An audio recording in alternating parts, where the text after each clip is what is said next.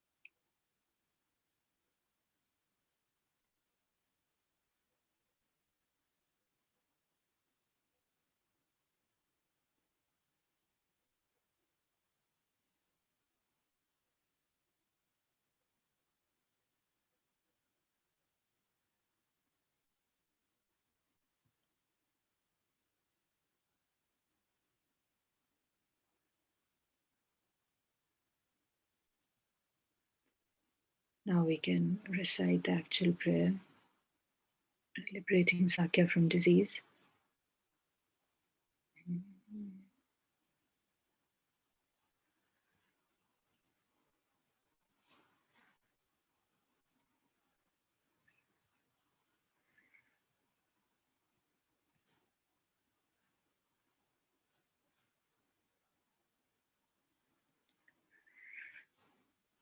May all the diseases sadden the minds of sentient beings that result from karma and temporary conditions, such as the harms of the graha spirits, illnesses, and the bhutas, not occur in the realms of the world.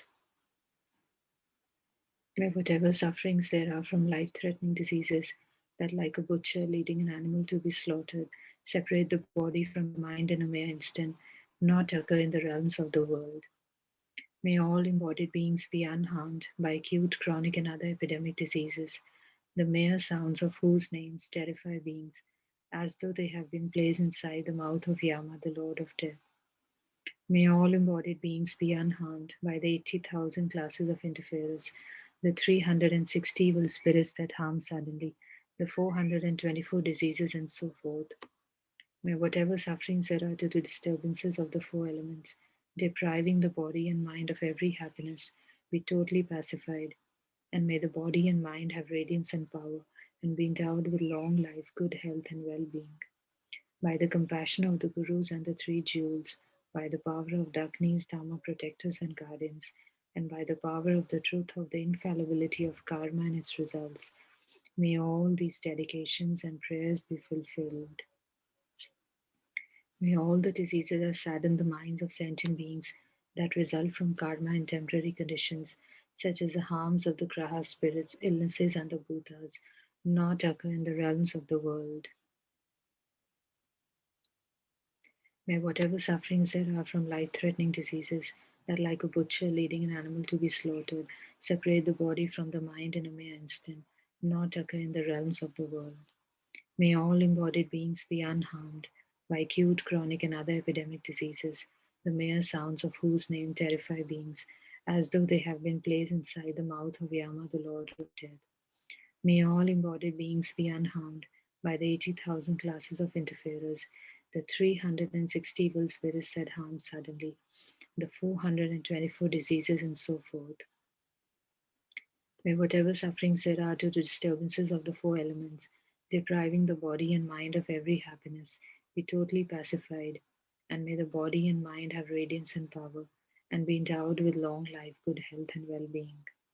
By the compassion of the Gurus and the three jewels, by the power of the Agnis, Dhamma protectors and guardians, and by the power of the truth of the infallibility of karma and its results, may all these dedications and prayers be fulfilled. May all the diseases sadden the minds of sentient beings that result from karma and temporary conditions, such as the harms of the graha spirits, illnesses, and the bhutas, not occur in the realms of the world. May whatever sufferings there are from life-threatening diseases that, like a butcher leading an animal to be slaughtered, separate the body from the mind in a mere instant, not occur in the realms of the world.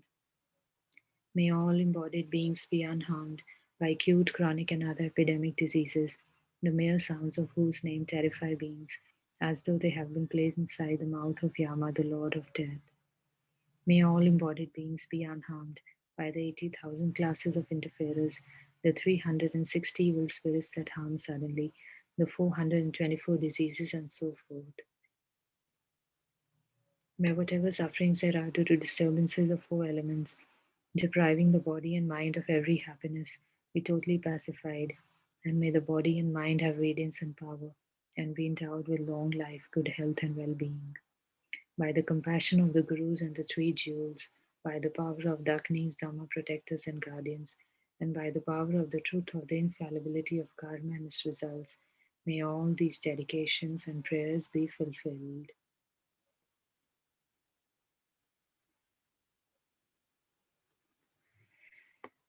So now we can imagine that by the power of reciting this prayer,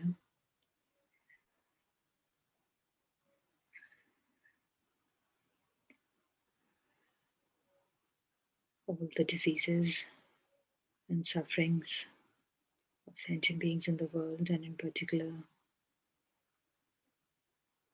the pandemic of COVID-19, is completely pacified. That Guru Buddha Chenrezig takes the form of a golden sphere of light and comes to the crown of our head, enters our central channel, and slowly absorbs into our heart chakra.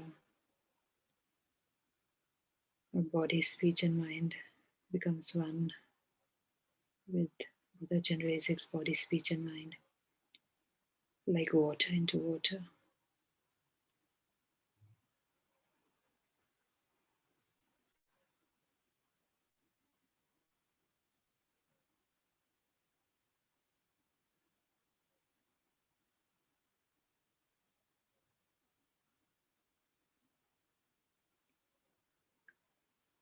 Now we can proceed with the dedications.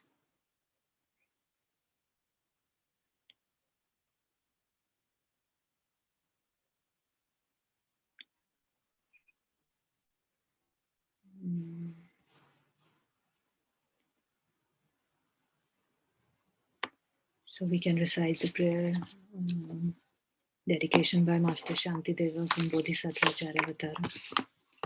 May all the beings everywhere plagued by sufferings of body and mind obtain an ocean of happiness and joy by virtue of my merits. May no living creature suffer, commit evil, or ever fall ill. May no one be afraid or belittled with a mind weighed down by depression. May the blind see forms and the deaf hear sounds. May those whose bodies are worn with toil be restored on finding repose. May the naked find clothing, the hungry find food. May the thirsty find water and delicious drinks. May the poor find wealth, those weak with sorrow find joy. May the fallen find hope, constant happiness, and prosperity. May there be timely rains and bountiful harvests. May all medicines be effective and wholesome prayers bear fruit. May all who are sick and ill quickly be freed from their ailments. Whatever diseases there are in the world, may they never occur again. May the frightened cease to be afraid and those bound be freed. May the powerless find power and the people think of benefiting each other. For as long as space remains, for as long as sentient beings remain, until then may I too remain, to dispel the mysteries of the world. Then long life prayers for our teachers. In the land encircled by snow mountains, you are the source of all happiness and good. All-powerful Chenrezig Tenzin Gyatso, please remain until samsara ends. You who uphold the subdued moral way, who serve as the bountiful bearer of all, sustaining, preserving, and spreading Manjunath's victorious doctrine, who masterfully accomplish magnificent prayers honoring the three jewels, Savior of myself and others, your disciples, please, please live long. May the supreme jewel of bodhicitta that has not arisen arise and grow, and may that which has arisen not diminish, but increase more and more. By virtue of this merit, may I reach the state of Guru Buddha and lead all living beings without exception into the enlightened state. Due to these merits which are empty of existing from their own side, may I, who am completely empty of existing from my own side, quickly reach the state of enlightenment which is completely empty of existing from its own side, and lead all sentient beings who are empty of existing from their own side to that state of enlightenment as well by myself alone. And we can do our own personal dedications also.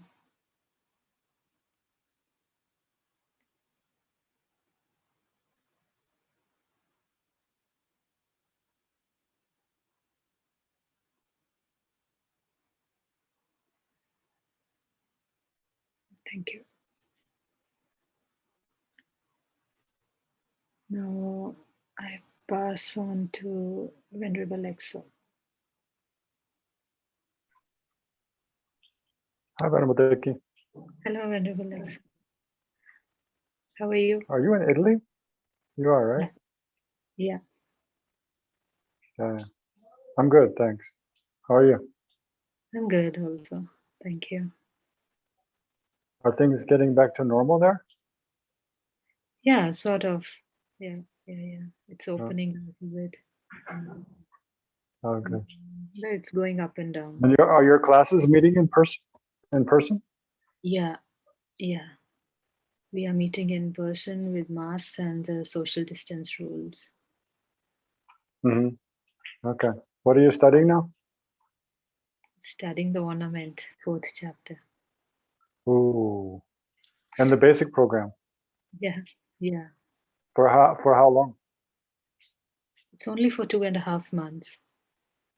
Okay. That's short. Yeah. Have you finished the 37 aspects of enlightenment? Actually, I'm going through them right now. Oh yeah? Okay. The 8 hour. That's one of the most important parts. All the different aspects. What is it? 173 aspects of the 3 exalted knowers? Yeah. Yeah, that's one of the 110 most important parts. Exalted knower of all aspects. Of the exalted knower of all aspects. It's 110. Yeah. Right. Interesting. And I don't are remember you that. in France? No, I'm in India. Oh, okay. Okay. I met Sarah in India. Okay. India is a little. India's not doing well. No. But yeah, so far we're okay here.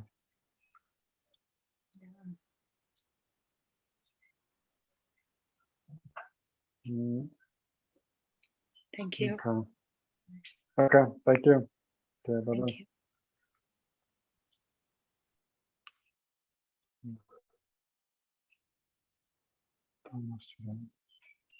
Yeah.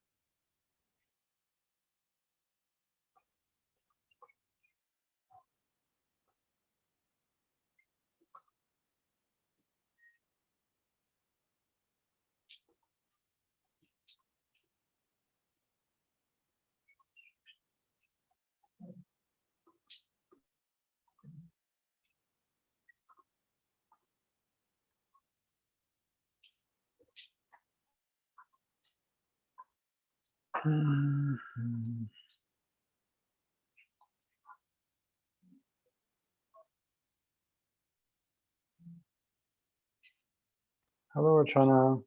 Hello, Shagun. Hello, Venerable. How are you? Hi, Venerable. Yeah, How good. are you? Thanks. Yeah, good. Good to see you both. Dipti's here.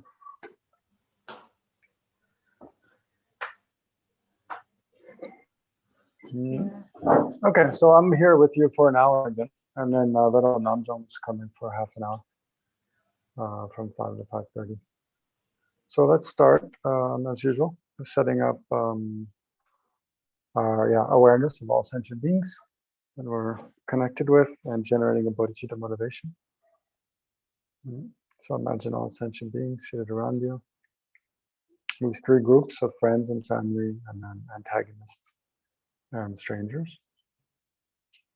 Imagine all the sentient beings of the 6 realms who have been our kind parents from life to life, and who are the cause for all of our happiness we've ever experienced, happiness and well-being, and they are the cause for the Buddha and the Sangha existing, and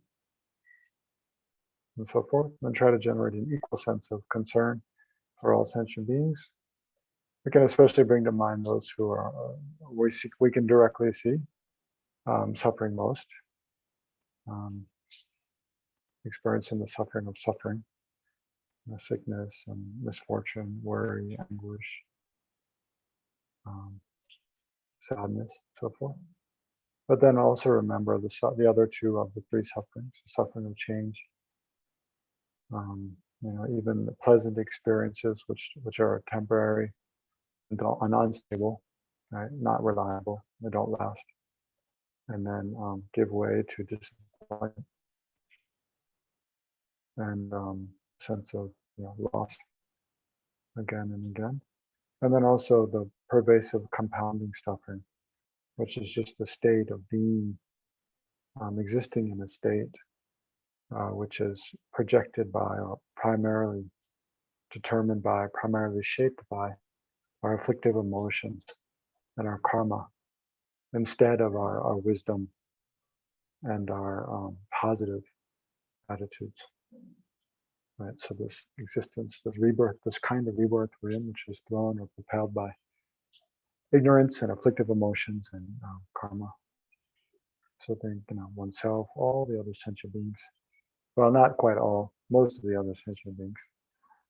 So we can exclude the Arya beings, but most of the other sentient beings are in this kind of state, experiencing the suffering of change, and pervasive compounding suffering.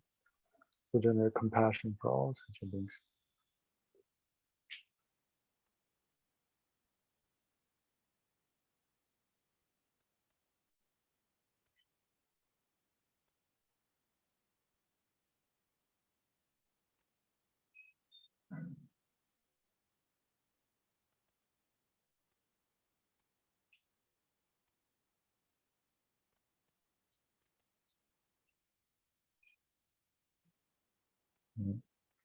So sometimes I think when we, especially in the face of a major tragedy, kind of like is unfolding in India now, and Brazil, many parts of the world, sometimes it can seem kind of almost, if we look at things in a more skeptical way, or more, I don't know, some people would say pragmatic, but a more kind of hard-headed way, it can seem like prayers, doing a lot of pujas and prayers is just kind of a band-aid. It's kind of like window dressing, and not something that maybe is very practical or very helpful, actually. But I think when we think about, well, one, just the importance of remaining hopeful and having, for ourselves, remaining hopeful and having a positive attitude, and also like really, really generating sincere concern, for others, how meaningful and important that is. Then it's really, in that way, it's really important to do prayers. And then also, when we think about on a deeper level, instead of looking at things in the ordinary way we do, where things seem, each kind of existing on their own in isolation from one another, and that we think the world is primarily material based, is primarily matter. So if we try to, step back from that kind of common worldview for a moment and think about, what is reality? How do things really exist? And see how, really it's so much our mind, the way things exist depends so much on our mind, right? The way we see things, the way we feel about things, the way things happen, for us and others, it depends so much, on our motivation, on our actions, and our actions which are motivated by our different thoughts and different intentions. So much of the way that things come to be depends upon our mind on the one hand. So our mind really is a very powerful force in the world. And we can see that in our own personal experience. And then also, thinking about how impermanent, things, or without thinking, things ordinarily appear to us as so concrete and fixed and kind of heavy and unchanging. But when we think about it, everything is changing moment by moment. Just thinking about impermanence, and then beyond that, when you look what something really is, we've searched and tried to find what is the essence of that thing. You can't find any essence. In that way, things really are like a bubble or like a dream, like a flash of lightning. So when we think how actually ephemeral things are, by thinking about the larger scale of the whole universe and billions of galaxies, each filled with billions of suns, and billions of light years apart. In one way, we think we're so small and infinitesimal, and then think on another way how in time there's massive scales of time, and then in another way think about inherent existence, how all things are lacking. They don't exist even in the smallest atom from their own side, right? But exist in dependence upon mental agitation. So we think about, how things are empty of inherent existence, and then within that, how the mind is so powerful. Then I think it feels like when we really generate a positive intention in the world, that really is a powerful force that really does have the power to change things. And then it makes a lot more sense why it's so important to do prayers and pujas and mantras. Yeah. Okay. So again, just try to bring to mind, think of all sentient beings that we're doing this practice for, generate the bodhicitta motivation. Intention to oneself, become fully enlightened in order to be of the greatest possible benefit to all sentient beings, especially those with whom we have a strong karmic connection. Those, our family, our mother and father, our siblings, our neighbors and friends in this life, and sentient beings whom we've had similar karmic connections with in past lives. Until we become enlightened, many of those people will never meet the Dharma, never have any interest in Dharma,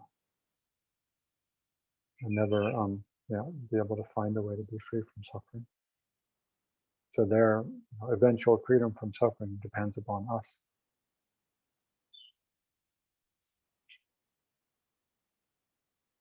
And then visualize the Buddha in front, the field of refuge in front of you. Shakyamuni Buddha, or visualize the Dalai Lama, or another field of refuge.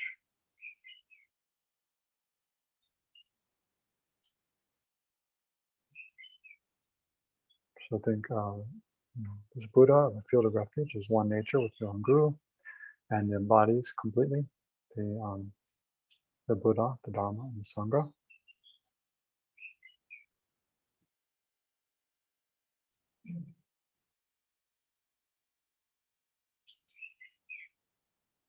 Then we can think we go for refuge together with all sentient beings.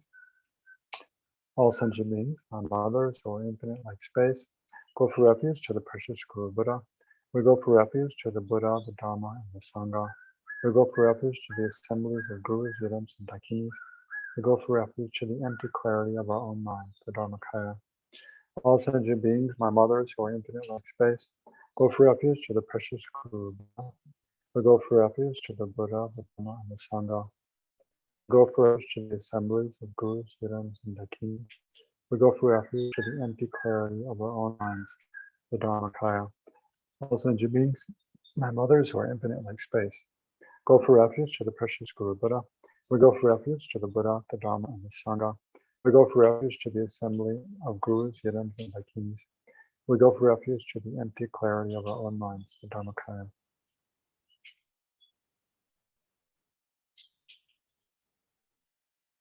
So think strongly on all sentient beings, to the Buddha, Dharma, Sangha, the Guru, the Dakas, the Dakinis, the Yidam, and to the empty clarity of our own minds.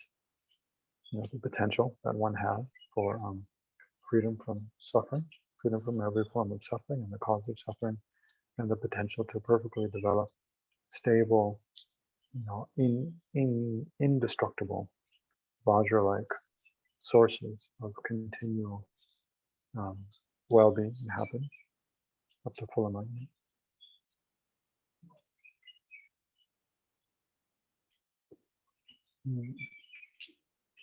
So then the next thing here is to recite the Mani Mantra. Before we do that, we'll visualize Chenrezig in the space in front. So I'll share an image of Chenrezig. This is a forearm Chenrezig. So think out of the sphere of, think how all phenomena are empty of existing from their own side, or at least think how all phenomena are impermanent in nature. But if you can, whatever understanding of emptiness, shunyata, you have, think how, imagine yourself and all other sentient beings in the inanimate world as well. Those all the Buddhas and Bodhisattvas, all phenomena dissolve into emptiness, like luminous space.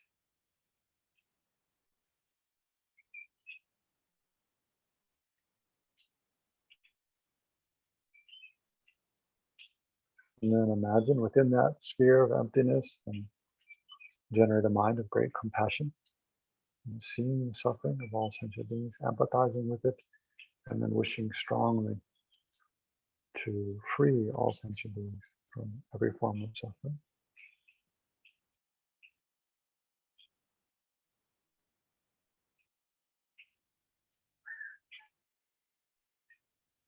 So then imagine this wisdom, realizing emptiness, conjoined with great compassion, arises in the form of Chenrezig. So here again, if you have an initiation into one aspect of Chenrezig, you can arise in that form. You can imagine you yourself arise in that form. Chenrezig, if you don't have initiation, then you should not arise yourself as Chenrezig, but just visualize in the space in front of you or in the space above the crown of your head. Then this wisdom and compassion arises in the aspect of Chenrezig. So in that case, briefly visualize, try to visualize clearly the Buddha of compassion. Chenrezig. There's one nature with your own guru, and especially one nature with the soul of the Dharma.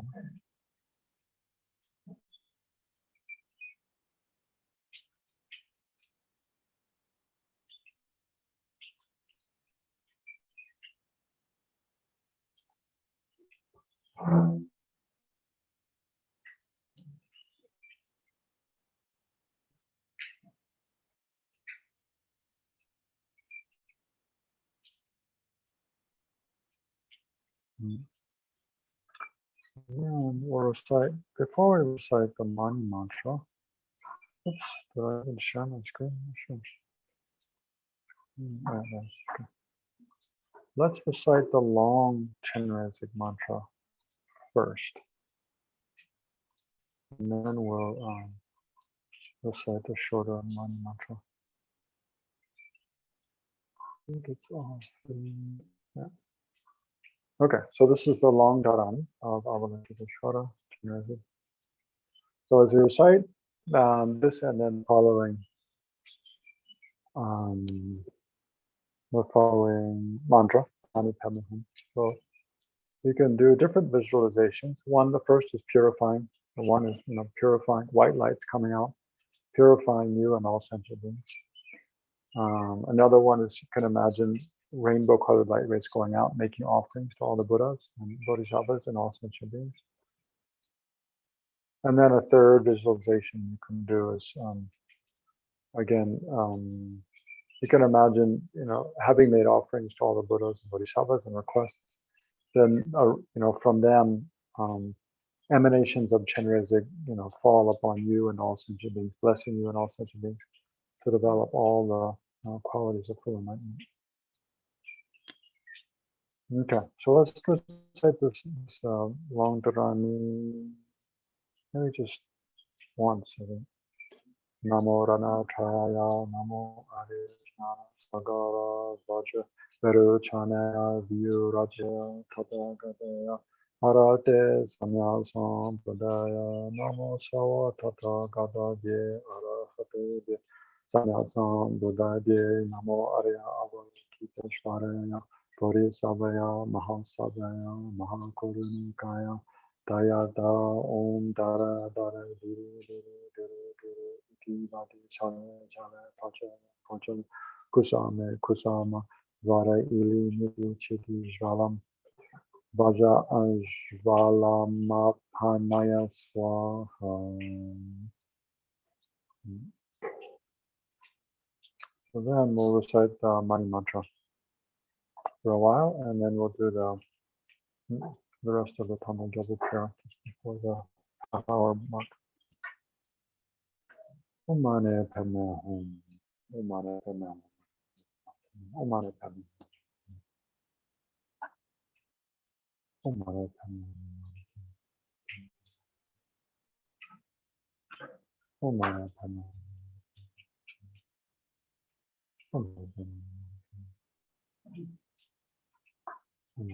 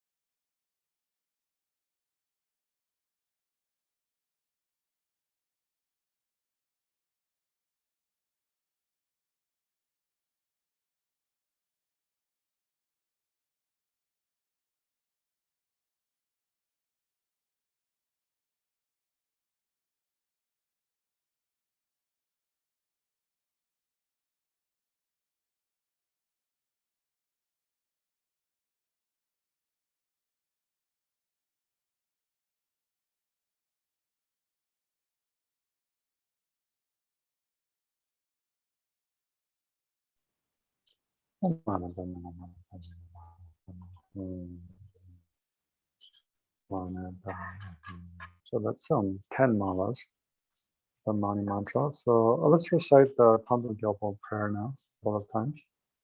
And then if anyone wants to leave at the 4:30 mark, they can dedicate it and left. And then we'll continue reciting more afterwards. So here's the Thangtong Gyalpo's prayer to, that he composed in order to bring to an end an epidemic in Tibet. So we use it for the same purpose now. May all the diseases that sadden the minds of sentient beings that result from karma and temporary conditions, such as the harms of graha spirits, illnesses, and the Buddhas, not occur in the realms of the world. May whatever sufferings there are from life-threatening diseases that, like a butcher leading an animal to be slaughtered, separate the body from the mind in a mere instant, not occur in the realms of the world. May all embodied beings be harmed by acute, chronic, and other epidemic diseases, the mere sounds of whose names terrify beings, as though they had been placed inside the mouth of Yama, the Lord of Death.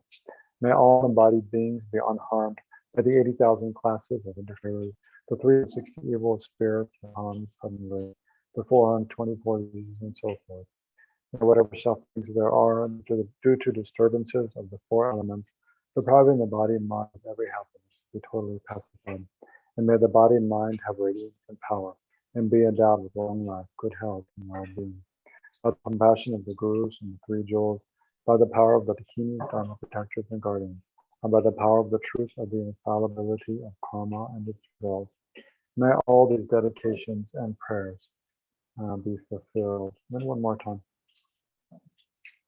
May all the diseases that sadden the minds of sentient beings that result from karma and temporary conditions, such as the harms of graha spirits, illnesses, and the Buddhas, not occur in the realms of the world. May whatever sufferings there are from life-threatening diseases that, like a butcher leading an animal to be slaughtered, separate the body from the mind in a mere instant, not occur in the realms of the world. May all embodied beings be unharmed by acute, chronic, and other epidemic diseases, the mere sounds of whose names terrify beings, as though they had been placed inside the mouth of Yama, the Lord of Death. May all embodied beings be unharmed by the 80,000 classes of interferers, the 360 evil spirits that harm suddenly, the 424 diseases, and so forth. May whatever sufferings there are due to disturbances of the four elements, depriving the body and mind of every happiness, be totally pacified. And may the body and mind have radiance and power, and be endowed with long life, good health, and well-being. By the compassion of the Gurus and the Three Jewels, by the power of the Dakinis, Dharma protectors, and guardians, and by the power of the truth of the infallibility of karma and its results, may all these dedications and prayers be fulfilled.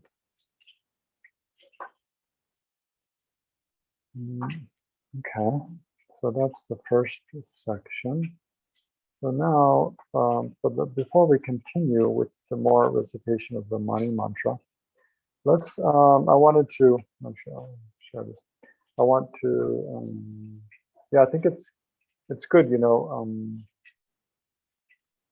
to meditate on emptiness, basically, a little bit, so we can, and do say a little bit about how to meditate using a mantra. Well, first of all, maybe I'll just describe the mantra part. So usually when we visualize a mantra, we visualize it in a circle, a mantra garland. So it's in a circling. So at the heart of, so if you don't have initiation and you're visualizing Avalokiteshvara in the space in front or in the space above your head, then you visualize the mantra as a circling, you visualize, first of all, a moon disk, like a disk of white light, a moon disk. And then upon that is the letters of the mantra stand upright, the Om Mani Padme Hum. And at the center of the moon disk is the seed syllable of whatever deity it is. So for Chenrezig, you can visualize the seed syllable Hum or the seed syllable Shri, either one. Hum is kind of more universal used. And Hum is also, common, almost universally visualized at the heart of any deity. So, So yeah, you can visualize on the. So if you're visualizing, and if you're visualizing yourself as Chenrezig, if you have initiation and you're visualizing yourself as Chenrezig, you do the same thing. You visualize. So visualize on a moon disk. In the center of the moon disk is the letter Hum. So it's all very small in size, like the size of a pea, or like the height of a grain of rice, or if you can, smaller, like the size of a mustard seed. So yeah. So oftentimes the moon disk is described as like being the size of half of a pea, one half of a pea. So upon a moon disk, the letter Hum, and then surrounding that in the clockwise direction are the letters of the mantra Om Mani Padme Hum.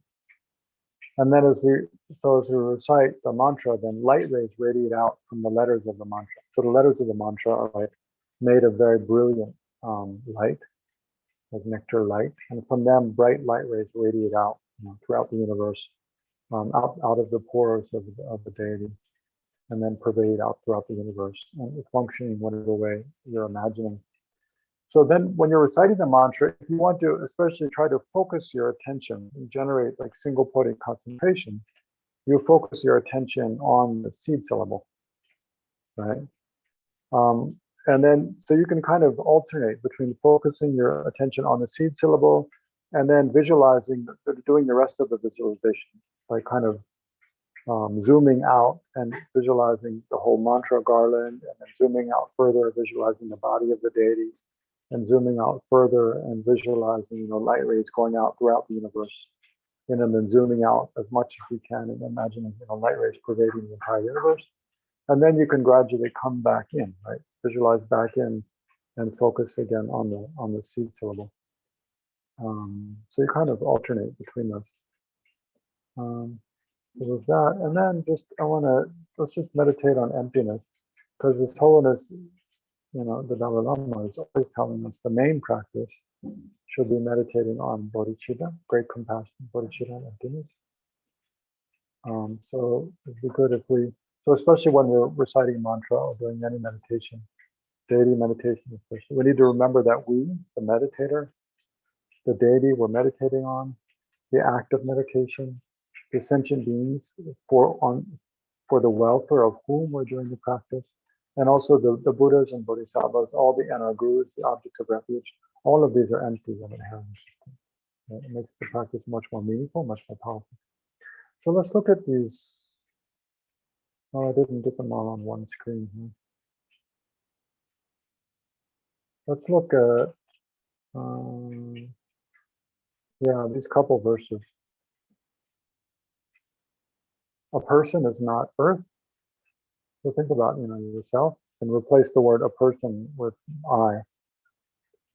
I am not earth. That's what His Holiness usually recommends, right? I am not earth, so not the element of earth.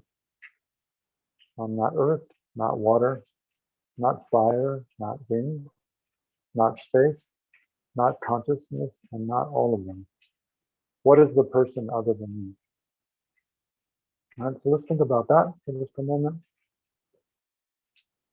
Think of all the constituent parts that make us up. The earth element, as in our bones, our teeth, our hair, the water element, all the liquid in our body, the fire, the warmth in our body, the wind, the movement, and the subtle prana in our body, the space, empty spaces within, the cavities within our body, and then consciousness, right? So I, a person, or I am not my body. In short, I'm not any of the parts of my body. I'm also not consciousness. I'm not all of them put together. So what is there other than me? You can think in relation to oneself, in relation to the Buddhas and Bodhisattvas, in relation to other sentient beings.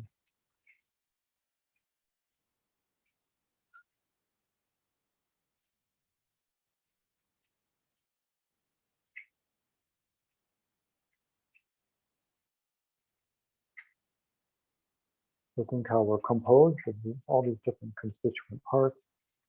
None of those parts are us. We are not any of those parts.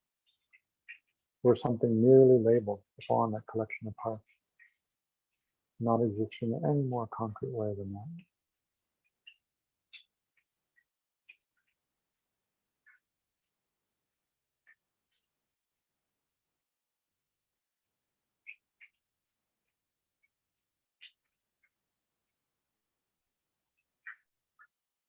And then the next verse, just as a person is not real due to being a composite of 6 constituents, so too each of the constituents also is not real due to being a composite, right, of parts. So try to think, about that verse a little bit. Just in the same way as the person is not real, means not inherently existent, not existing from their own side, because they're made up of 6 constituent, different kinds of parts, and there's something that's merely imputed upon those parts by concepts, by the mind. In the same way, so too, each of the constituents, our body, our mind, and then all other phenomena, also is not real for the very same reason. So try to contemplate on that for a moment.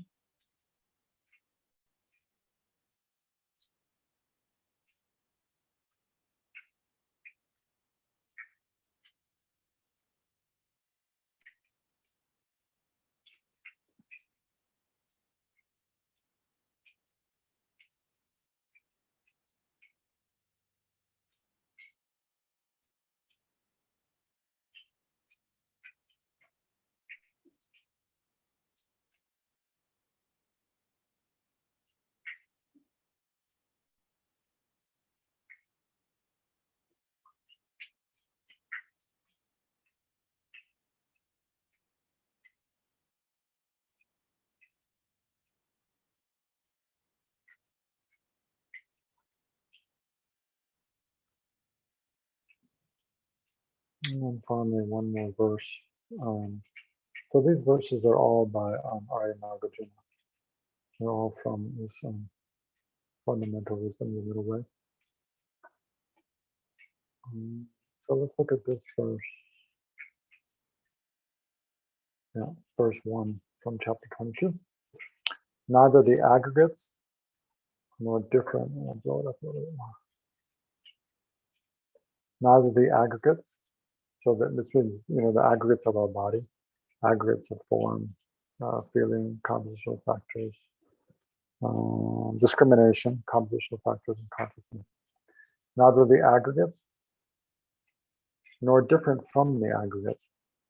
The aggregates are not him or I. That's why it says change to I to refer to ourselves. The aggregates are not me, nor am I the aggregate. The Tathagata or I do not possess the aggregates inherently. So what am I? Or what is the Tathagata? Well, this one is what it says, you can change to I. What am I? Right? So neither, I'm not the aggregates, my body and mind, or all the parts of my body and mind. I'm not different from the aggregates. I don't exist completely separate from them, inherently different from them. The aggregates are not me. I am not the aggregates. I do not possess the aggregates inherently. And actually, I do possess the aggregates, but that's because I'm dependent or a dependent arising. So as it's something that's not a dependent arising, I don't inherently possess the aggregate. So what am I? What is the Tathagata? You contemplate that, reflect on that in whatever way you can for a moment.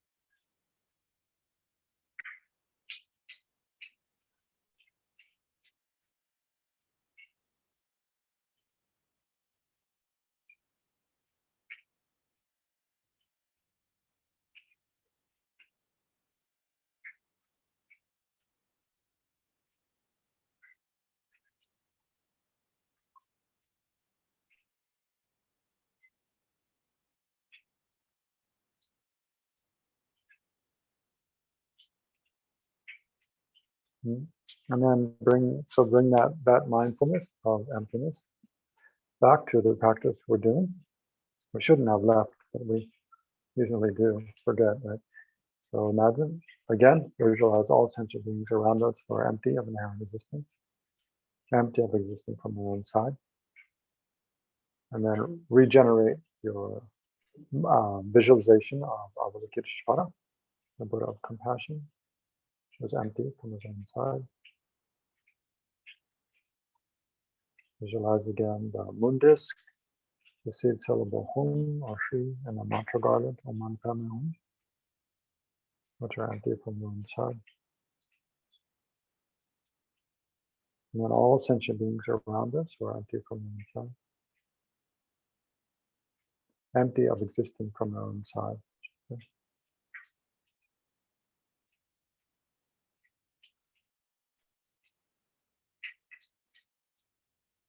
And especially visualize, all the sentient beings now who are sick in hospitals, throughout India and other countries in the world. All the medical staff, doctors and nurses and other frontline workers, people who've lost their jobs, people who are struggling to, make ends meet, struggling to have enough food to eat, struggling to pay their different expenses, their rent, medical bills, loan payments due to the pandemic. And then also so many people who've died recently and are passing through the bardo through the force of their karma. Right, to remember to do this practice for all of them, visualize benefiting all of them, helping them take, those who have recently died, helping them take a good rebirth. Those who have fallen into the lower realms, purifying their karma, causing them to pass away from that miserable state of existence and take a happy rebirth as a human and deva. Okay, so now we continue reciting the Mani mantra. Om Mani Padme Hum. Om Mani Padme Hum. Om Mani Padme Hum.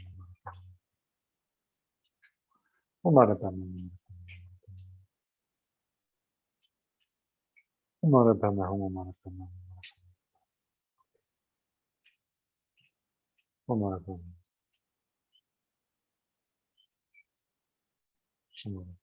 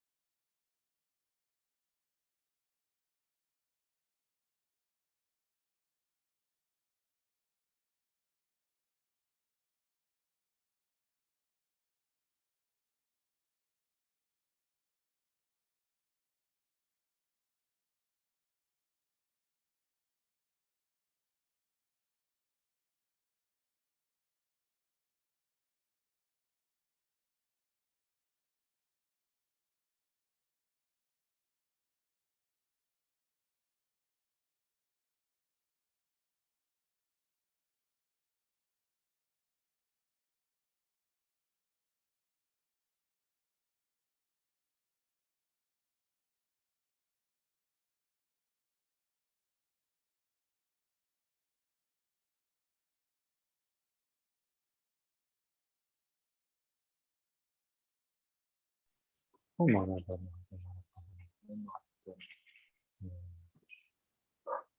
that's another 10 mantras, 10 malas, the money mantra, at least by my count. So now we'll dedicate, do an extensive kind of dedication. I'll read the Thangtong Gyalpo Prayer a few more times. And then we'll read the other dedication prayers. The Kyabje Lama Zopa Rinpoche.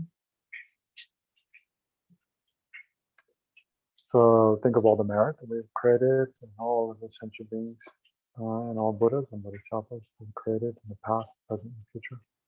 And rejoice. Especially rejoice in all those beings who meditated on and perfected the mind, the wisdom, realizing emptiness, which is an antidote to the root of samsara, the root of all suffering.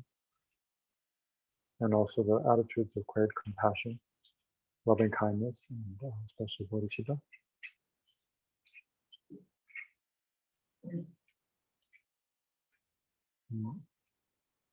May all the diseases that sadden the minds of sentient beings that result from karma and temporary conditions, such as the harms of graha spirits, illnesses, and the Buddhas, not occur in the realms of the world. May whatever sufferings there are from life-threatening diseases that, like a butcher leading an animal to be slaughtered, separate the body from the mind in a mere instant, not occur in the realms of the world. May all embodied beings be unharmed by acute, chronic, and other epidemic diseases. The mere sounds of whose name terrify beings, as though they had been placed inside the mouth of Yama, the Lord of Death. May all embodied beings be unharmed by the 80,000 classes of interferers, the 360 evil spirits that harm suddenly, the 424 diseases, and so forth. May whatever sufferings there are due to the disturbances of the four elements, depriving the body and mind of every happiness, be totally pacified. And may the body and mind have radiance and power, and be endowed with long life, good health, and well-being. By the compassion of the Gurus and the Three Jewels, by the power of the Dakinis, Dharma protectors and guardians, and by the power of the truth of the infallibility of karma and its results, may all these dedications and prayers be fulfilled. May all the diseases that sadden our minds as sentient beings, that result from karma and temporary conditions, such as the harms of graha spirits, illnesses, and the Buddhas, not occur in the realms of the world. May whatever sufferings there are from life-threatening diseases, that like a butcher leading an animal to be slaughtered, separate the body from the mind in a mere instant, not occur in the realms of the world. May all embodied beings be unharmed by acute, chronic, and other epidemic diseases, the mere sounds of whose names terrify beings, as though they had been placed inside the mouth of Yama, the Lord of Death. May all embodied beings be unharmed by the 80,000 classes of interferers, the 360 evil spirits and harms suddenly, the 424 diseases, and so forth. May whatever sufferings there are due to the disturbances of the four elements, depriving the body and mind of every happiness, be totally pacified. And may the body and mind have radiance and power, and be endowed with long life, good health, and well-being. By the compassion of the Gurus and the Three Jewels, by the power of the Dakinis, Dharma protectors and guardians, and by the power of the truth of the infallibility of karma and its results, may all these dedications and prayers be fulfilled. May all the diseases that sadden the minds of sentient beings that result from karma and temporary conditions, such as the harms of graha spirits, illnesses, and the Buddhas, not occur in the realms of the world. May whatever sufferings there are from life-threatening diseases that, like a butcher leading an animal to be slaughtered, separate the body from the mind in a mere instant, not occur in the realms of the world. May all embodied beings be unharmed by acute, chronic, and other epidemic diseases, the mere sounds of whose names terrify beings, as though they've been placed inside the mouth of Yama, the Lord of Death. May all embodied beings be unharmed by the 80,000 classes of interferers, the 360 evil spirits that harm suddenly, the 424 diseases, and so forth. May whatever sufferings there are due to disturbances of the four elements, depriving the body and mind of every happiness, be totally pacified. May the body and mind have radiance and power, and be endowed with long life, good health, and well-being. By the compassion of the Gurus and the Three Jewels, by the power of the Dakinis, Dharma protectors and guardians, and by the power of the truth of the infallibility of karma and its results, may all these dedications and prayers be fulfilled.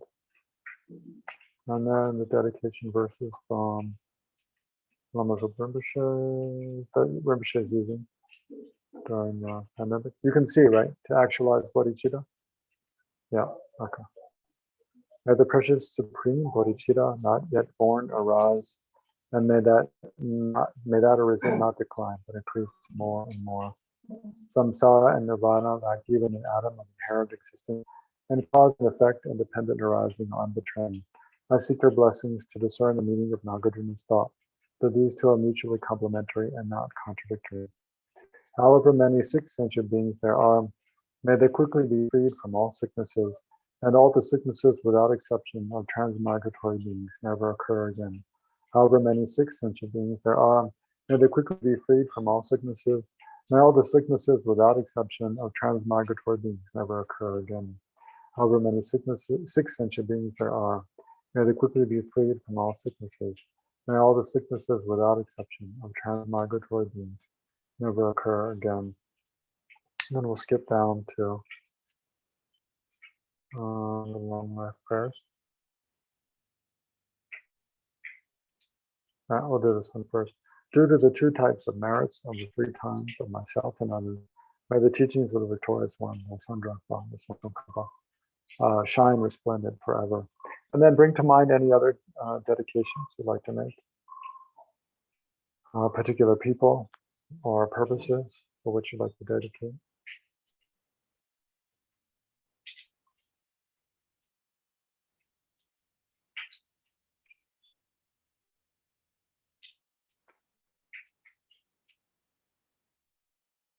So especially may the Holy Dharma flourish in India, the land of its origin once again. The Buddha Dharma may it flourish again in India, and especially may all the FPMT centers, and within those, especially Choka Simling, may it flourish and all its activities be successful and have necessary support and conditions to fulfill its purpose of benefiting sentient beings in Bangalore and India as broadly as possible.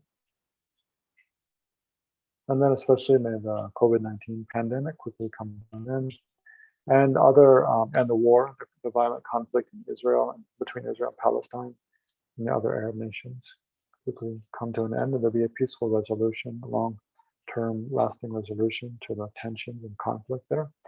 And then also the urgent issue of global climate destruction, global warming. May all the various things required, reforestation, taking care of the soils, eliminating carbon dioxide pollution, and so forth. All the different things required to reverse this kind of crisis on Earth come to pass. Right, all the things to avert and reverse this crisis and reverse destruction of the planet may it come to pass. And then for His Holiness the Dalai Lama's long and stable life, the wish-granting, wish-fulfilling jewel, source of every single benefit and happiness in this world, the incomparably kind, supreme Tenzin Gyatso, may you have a long life and all your holy wishes be spontaneously fulfilled. And then for the long and stable life of Kyabje Lama Zopa Rinpoche, you who uphold the subduer's moral way, to serve as the bountiful bearer of all, sustaining, preserving, and spreading Majin's victorious doctrine, who masterfully accomplished magnificent prayers, honoring the three sublime ones, Savior of myself and others, your disciples. Please live long. Okay, and we're done. So, any of you have any questions or comments? Venerable Namjong's not here yet, but he's coming. I can hear him in the next room, setting up. Yeah, I'm not sure you can unmute yourself. So if you have a question or comment, you can just raise your hand, and I think I can unmute you.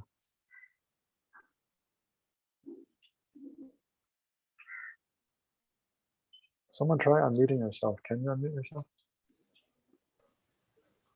You can? I think we can. Yeah. Can you hear me? Oh, you can. Okay. Okay, great. Actually, I'd ask the host not to not let you unmute yourselves, because last session some people were unmuting themselves and then there was all kinds of noise just in the background. But this session, you guys were very quiet, very mindful, and completely focused on doing the prayers and meditation.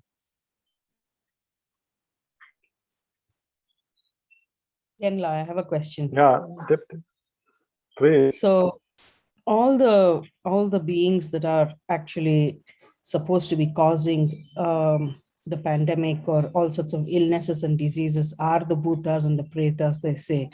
So why doesn't the prayer also talk about let them be appeased of their desires?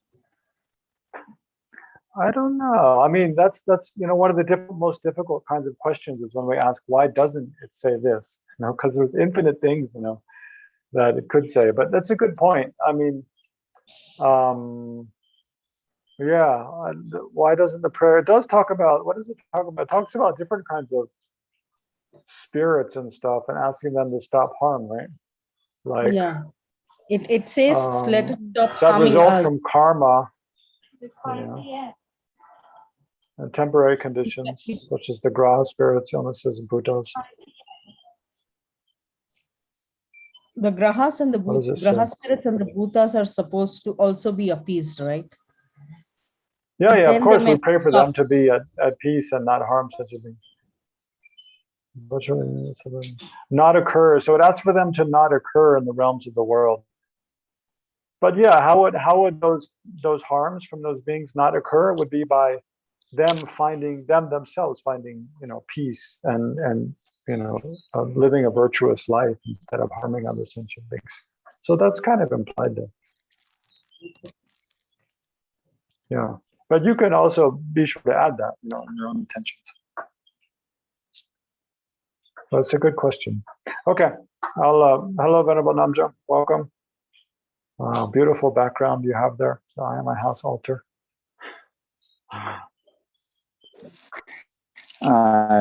Yeah. Yeah, I think this space works very well. Yeah, it does. Okay, I hand it over to you. Goodbye, everyone. Enjoy the session. Okay, great. Okay, see you later. Okay, so namaste and hello to everyone. I think most of you have just done an hour worth of session with the Venerable Exalt. So I understand if you have to go, it's okay. If you have time and you can still stay, that's also great. So first of all, yeah, welcome. And if there are any people who are coming for this session, and also thank you for joining. Okay. So anyway, I think most of you who have already been doing 1 hour already have already generated a very positive motivation. But just in case there are any newcomers, or even if we had generated a good motivation at the beginning of the session, it's always good to refresh it. So we can do that in a brief way, thinking that the purpose of my life is to benefit all sentient beings. And especially in order that I may be able to free all the sentient beings of all their suffering and its causes, then I need to attain the state of complete enlightenment. Then and only then will I have the skills, the knowledge, the ability to lead sentient beings to free themselves from the root of samsaric suffering, which is this ignorant mind which grasps onto a mistaken, distorted view of reality. So it's important to know very precisely why we need to become enlightened. We say that all the time, right? When we talk about bodhicitta, wanting to achieve enlightenment for the benefit of all sentient beings. So it's because for sentient beings to be free from suffering, they need to generate this wisdom that realizes shunyata, the ultimate nature of reality, within their own mental continuum, right? And this ultimate reality is extremely subtle. It doesn't appear easily to the mind, and therefore, it requires a lot of study. It requires a lot of analysis to arrive at the right view. And therefore, when we look at the Buddha's own life, then he taught the so-called 3 turnings of the wheel of Dharma, each of which had different intended disciples, each of which dealt with the ultimate view of reality in varying degrees of subtlety. And in that way, we could see the Buddha, he taught the four different Buddhist philosophical tenet systems because sentient beings have different mental capacities, different dispositions, and so forth, right? And so only through the omniscient mind that the Buddhas have are they able to see the individual dispositions of beings and then know exactly which teaching will be of utmost benefit to them. Until we achieve that state, then we'll always, make mistakes in terms of how we are helping and trying to guide others to enlightenment, right? So that's why in the epithet of the Buddha that we sometimes recite before the teachings, we say, perfect in knowledge and in good conduct, So the Buddha, is the only one who is completely perfect in knowledge and in good conduct, never making any sort of mistakes of, a body, speech, or mind. All right. So anyway, that's why we want to achieve enlightenment. Okay. And of course, here in this session, as we say in the prayer, right? May all the suffering that torment the minds of sentient beings that arise from karma and temporary conditions, right? We talk about that, right? So I think Lexok might have been talking about this at the question and answer at the end of the session. But you see, the karma, is the sort of real cause of these sufferings. And then the temporary conditions, like the various diseases, like the COVID pandemic, like natural disasters, war, famine, and so forth, those are the kind of temporary conditions that allow the previously accumulated negative karma to ripen, right? So, of course, on an ultimate level, right, we're talking about the need to achieve this view of emptiness in order to free either ourselves or other sentient beings from the root of samsara, which is this ignorant mind. But when we look at the progression of how samsaric suffering comes about, yes, the first comes the ignorance, grasping onto true existence, but through that, then we collect karma, right? Through the ignorance grasping to true existence, then and only then do we accumulate karma, right? So even before we have eliminated and abandoned the ignorant mind, right? When we realize emptiness or shunyata directly and become an Arya being, then we no longer accumulate new karma that would then propel us to taking another rebirth within samsara, right? And we're not yet liberated. We haven't achieved nirvana yet, right? So it shows the the evolution of samsara. First the ignorance, then the karma, and then once we have the karma, right? Or in other words, once we're in samsara, then basically we have this type of body that then is subject to getting old, subject to dying, subject to getting sick, subject to getting hungry when we don't have food, therefore, once we have this body that has been projected by our previous karma and afflictions, then these other temporary conditions, are bound to trigger those karma to ripen sooner or later. Okay. So now, when we now think in this session, yes, on ultimate level, we want to free all the sentient beings from suffering and the cause of suffering. Between the suffering and the cause of suffering, actually freeing them from the cause of suffering is more important, right? But even before then, these sufferings that sentient beings experience on a day-to-day level, we also don't want the sentient beings to experience, even a slight discomfort, much less the very harsh and gross suffering of the horrible illnesses and natural disasters and war and so forth. Okay, so so that, right, we can be a lasting and, ultimate source of happiness for these sentient beings, then we're going to do this session so we can quickly achieve enlightenment. Yeah. But on a more sort of temporary level, we also sort of dedicate our practice here today that all these temporary conditions that we see in the world in this degenerate age, that Kali Yuga, yeah, that these may be instantly pacified, instantly stopped, instantly quelled, and never occur again.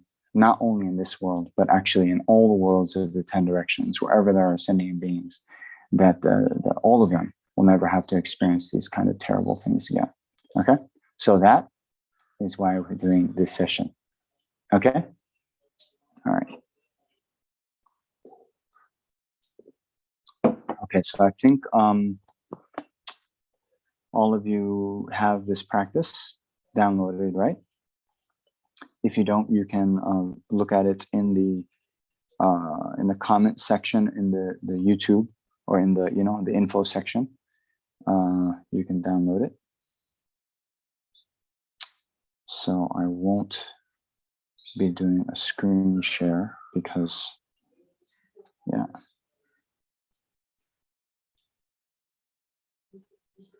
Okay.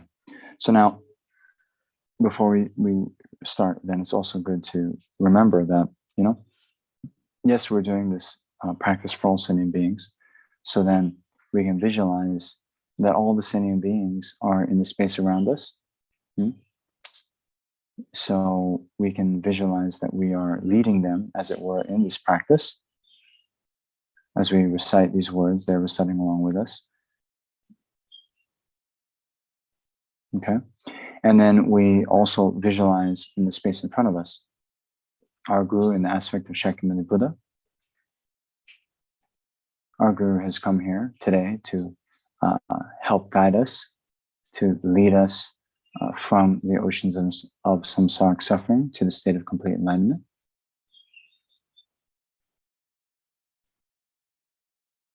And then remembering the qualities and kindness of our Guru, who is the embodiment of the 3 jewels, the Buddha, Dharma, and the Sangha, and wishing to develop those qualities within our own mind streams. Then we do this refuge verse, right? Refuge being, sort of the committing ourselves to practice the Dharma as our Guru and the Buddha's taught. Seeing that only, through our practice of Dharma will be truly able to free ourselves from suffering.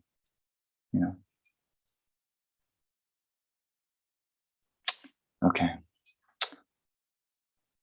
All sentient beings, my mothers who are infinite like space, go for refuge to the precious Guru Buddha. We go for refuge to the Buddha, the Dharma, and the Sangha. We go for refuge to the assembly of Gurus, Yidams, and Dakinis. We go for refuge to the empty clarity of our own minds, the Dharmakaya. All sentient beings, my mothers who are infinite like space, go for refuge to the precious Guru Buddha.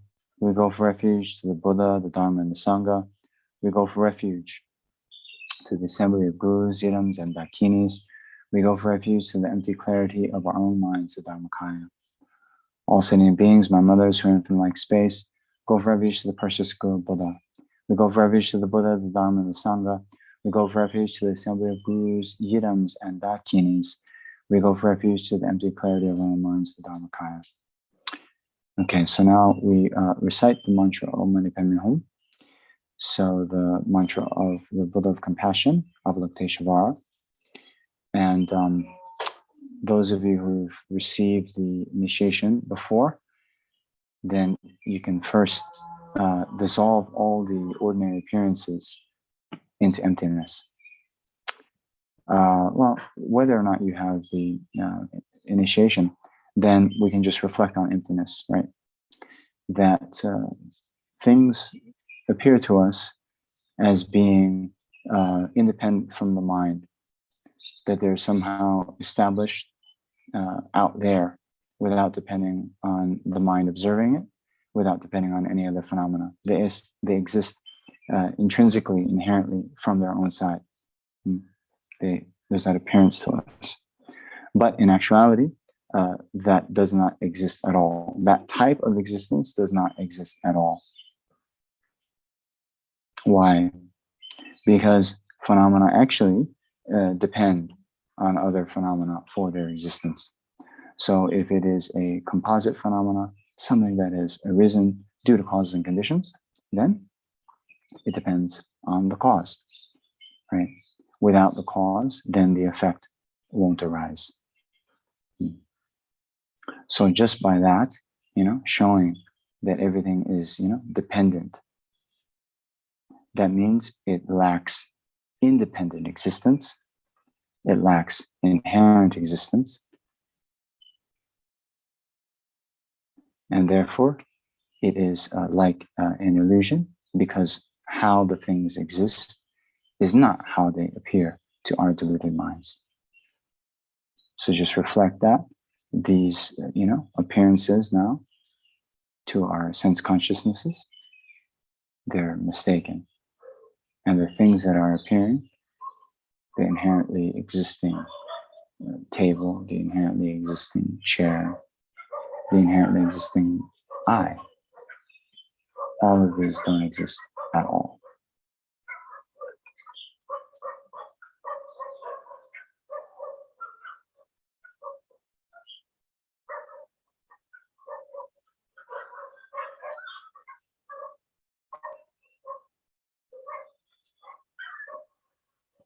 Okay, so then those of you with the initiation, then you can, think that then your mind that realizes this ultimate view of reality, that then arises in the aspect of Avalokiteshvara. If you haven't had the initiation, you can visualize Avalokiteshvara in the space in front of you. And then we're going to recite the mantra, and then as we do that, as that from of Avalokiteshvara, numerous light rays, innumerable light rays radiate out in the 10 directions. And these come to then strike all the sentient beings, purifying them of all their negative karma, all of their sicknesses, all of their obscurations to both liberation and enlightenment. And then by the time we are done reciting the mantra, then all the sentient beings will become enlightened in the aspect of Avalokiteshvara. Om Mani Padme Hum, Mani Padme Hum, Om Mani Padme Hum, Mani Padme Om Mani Padme Hum, Mani Padme Hum, Om Mani Padme Hum, Mani Padme Om Mani Padme Hum, Mani Padme Hum,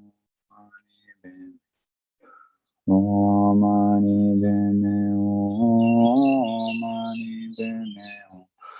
Om Mani Padme Hum, Mani Padme Hum, Om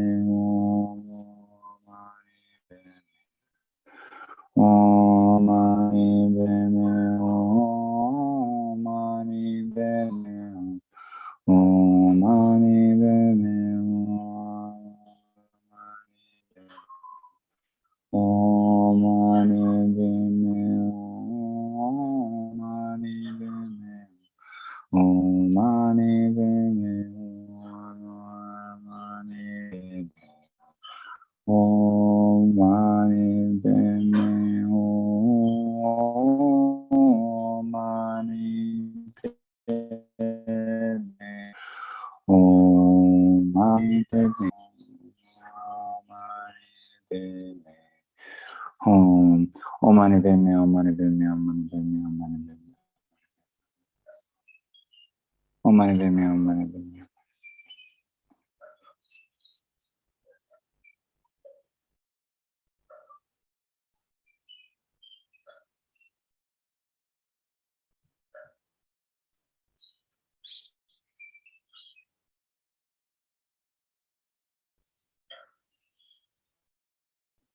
Om Mani Padme Hum, Om Mani Padme Hum, Om Mani Padme Hum, Om Mani Padme Hum.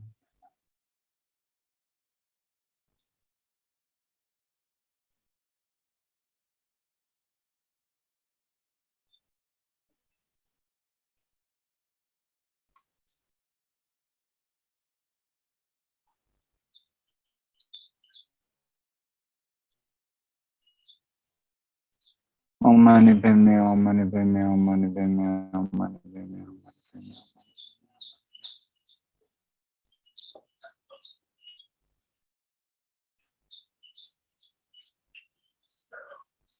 Om Mani Padme Hum, Om Mani Padme Hum, Om Mani Padme Hum.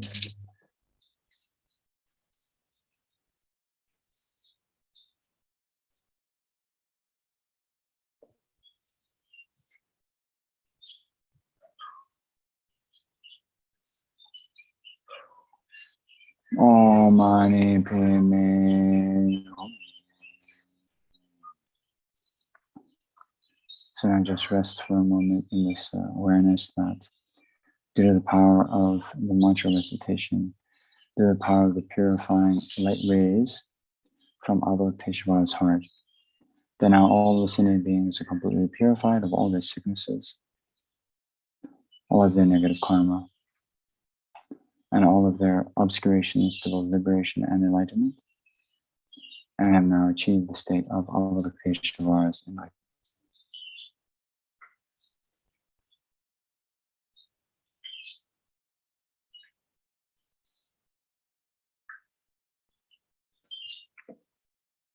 Okay, so now on to the actual prayer. So we'll recite this as many times as we can in the next few minutes. So just repeating over and over again. So please recite out loud. May all the diseases that sadden the minds of sentient beings that result from karma and temporary conditions, such as the harms, gross spirits, illnesses, and the bhutas, not occur in the realms of the world. May whatever sufferings are from life-threatening diseases that, like a butcher, leading animals to be slaughtered, separate the body from the mind in a mere instant, not occur in the realms of the world. May all embodied beings be unharmed by acute, chronic, and other epidemic diseases, the mere sounds of whose name terrify beings, as though they've been placed inside the mouth of Yama, the Lord of Death. May all embodied beings be unharmed by the 8,000 classes of interferers, the 360 evil spirits that harm suddenly, the 424 diseases, and so forth. May whatever sufferings are due to disturbances of the four elements, depriving the body and mind of every happiness, be totally pacified. And may the body and mind have radiance and power and be endowed with long life, good health, and well-being. By the compassion of the gurus and three jewels, by the power of the dakinis and protectors and guardians, and by the power of the truth of the infallibility of karma and its results, may all these dedications and prayers be fulfilled. May all the diseases that sadden the minds of sentient beings that result from karma and temporary conditions, such as the harms of gross spirits, illnesses, and the bhutas, not occur in the realms of the world. May whatever sufferings are from life-threatening diseases that, like a butcher leading an animal to be slaughtered, separate the body from the mind in a mere instant, not occur in the realms of the world. May all embodied beings be unharmed by acute, chronic, and other epidemic diseases, the mere sounds of whose name terrify beings, as though they had been placed inside the mouth of Yama, the Lord of Death. May all embodied beings be unharmed by the 8,000 classes of interferers, the 360 evil spirits that harm suddenly, the 424 diseases, and so forth. May whatever sufferings are due to disturbances of the four elements, depriving the body and mind of every happiness, be totally pacified. And may the body and mind have radiance and power, and be endowed with long life, good health, and well-being. By the compassion of the gurus and three jewels, by the power of the dakinis, down protectors, and guardians, and by the power of the truth of the infallibility of karma and its results, may all these dedications and prayers be fulfilled. Okay, one more time with the actual prayer. May all the diseases that sadden the minds of sentient beings that result from karma and temporary conditions, such as the harms of gross spirits, illnesses, and the bhutas, not occur in the realms of the world. May whatever sufferings are from life-threatening diseases that, like a butcher leading an animal to be slaughtered, separate the body from the mind in a mere instant, not occur in the realms of the world. Now embodied beings be unharmed by acute, chronic, and other epidemic diseases, the mere sound whose name terrify beings as though they've been placed inside the mouth of Yama, the Lord of Death. Now embodied beings be unharmed by the 80,000 classes of the fears, the 360 evil spirits that harm suddenly, the 424 diseases, and so forth. May whatever sufferings are due to disturbances of the four elements, depriving the body and mind of every happiness, be totally pacified. And may the body and mind have radiance and power, and be endowed with long life, good health, and well-being. By the compassion of the gurus and teachers, by the power of the dakinis and the protectors and guardians, and by the power of the truth and infallibility of karma and its results, may all these dedications and prayers be fulfilled. Okay, so let us do more general dedication. So I think many of you have the dedication verses that Lama Zopa Rinpoche put together for his teachings on thought transformation during the time of COVID-19. So I'm not going to do a screen share. So if you have that file, you can open it and follow along with me. But anyway, it's very important when we dedicate, then please think that we're not just dedicating the merit from our session here today, but rather we're dedicating all the through-time merit accumulated, not only by ourselves, but also the merit accumulated in the past that is being accumulated in the present and will be accumulated in the future by not just ourselves, but all the numberless sentient beings and all the numberless Buddhas. Okay, so all that merit combined together. Due to that, then may this precious supreme bodhicitta not yet born arise. May that illusion not decline, but increase more and more. Samsara and nirvana, like even an atom of inherent existence, and cause and effect independent arising and unbetraying. I seek your blessings to discern the meaning of Nagarjuna's thought, that these two are mutually complementary and not contradictory. So now this verse from Chenrezig. However many sick sentient beings there are, may they quickly be freed from all sicknesses. May all the sicknesses without exception of transmigratory beings never occur again. And all my lives never separated from perfect gurus, may I enjoy the magnificent Dharma. And by completing the qualities of the grounds and paths, may I quickly attain the state of Vajra. By the force of the victorious one, Tsongkhapa, acting as my direct Mahayana virtuous friend in all lives, may I never turn away for even a second from the pure path highly admired by the victorious ones. May I and all sentient beings meet the teachings of the victorious one, Losang Drakpa, who lived an eminent life endowed with pure morality, a brave heart enduring the Bodhisattva's extensive deeds, and the yoga of the two stages, the supreme transcendental wisdom of non-dual bliss and emptiness. Like the earth, water, fire, and wind, medicines and wood in the forest, may always be enjoyed by all sentient beings as they like and without resistance. May I hold sentient beings as dear as my life. May sentient beings hold me most dear. May all their negative karma ripen on me, and may all my virtue ripen on them. As long as any sentient being has not been liberated from samsara, may I abide in samsara to help them, even though I achieve highest enlightenment. Okay, so you can go down one more page. So then, due to all the past, present, future merits collected by me, the numbers of Buddhas and numberless sentient beings, which are completely empty of existing from their own side, may I, who am completely empty of existing from my own side, achieve the state of full enlightenment, which is completely empty of existing from its own side, and lead all sentient beings who are completely empty of existing from their own side to that state, which is completely empty of existing from its own side by myself alone, who am completely empty of existing from my own side. After the dedicate all these virtues to be able to train just like the hero Manjushri who knows reality, and just like some other Vajra as well, I fully dedicate all my use of virtues with the dedication praises the best by all the gone beyond victorious ones of the true times, in order to have good conduct. And then lastly, for our holy gurus, His Holiness the Dalai Lama, the wish-granting, wish-fulfilling jewel, source of every single benefit and happiness in this world, the incomparably kind Supreme Thangtong Gyalpo. May you have a long life and all your holy wishes be spontaneously fulfilled. And now for Kyabje Lama Zopa Rinpoche, you who upholds to do his moral way, who serve as bound bearer of all, sustaining, preserving, and spreading non-victorious doctrine, the Master be accomplished, magnificent prayers, honoring the three sublime ones, Savior, myself, and others, your disciples. Please, please live long. Okay, so thank you, everyone. So yeah, stay safe, be well. Hi, Thank you. Amy. Namaste. Namaste. How's everybody there? Well, yeah, Sarah now has cases increasing day by day. So it's At Sarah? at Sarah itself, yeah. Mhm. So there was 9 new cases today. Right. So it's a bit odd because we were supposedly on lockdown, but even after we're on lockdown, we were having all these cases, and the monastery is not really forthcoming with so much information about whether, some of the monastery workers are able to go out to, do monastery work. So we don't know if it's those people who have left the monastery and got infected, or if it was, it's just a big mystery. So sorry. things have definitely turned up a notch. So sorry. Anyway, here, yeah, it's here where, we're staying quite strict with our isolation.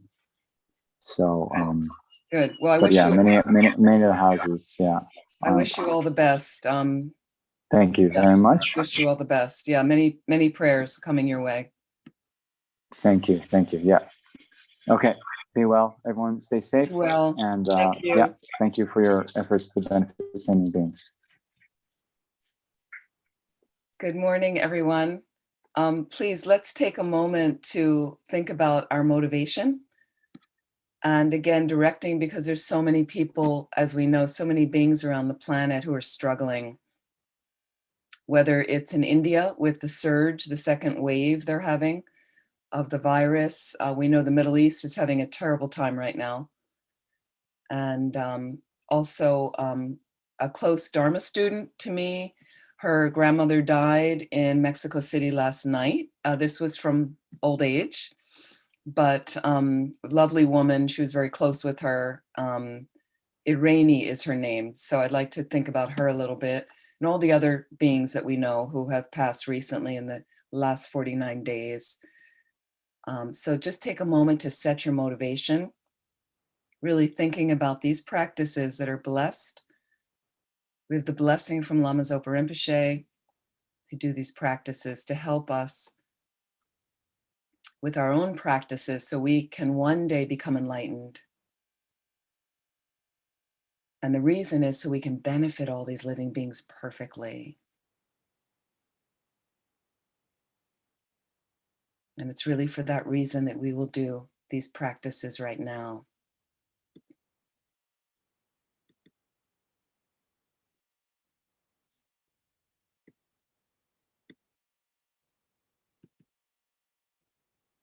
The Vajra armor mantra, if you can visualize in the space in front of you, a few feet in front is a blue-black Vajrapani surrounded by this transcendental fire. He's facing you about 6 inches in height, slightly higher than the level of your forehead.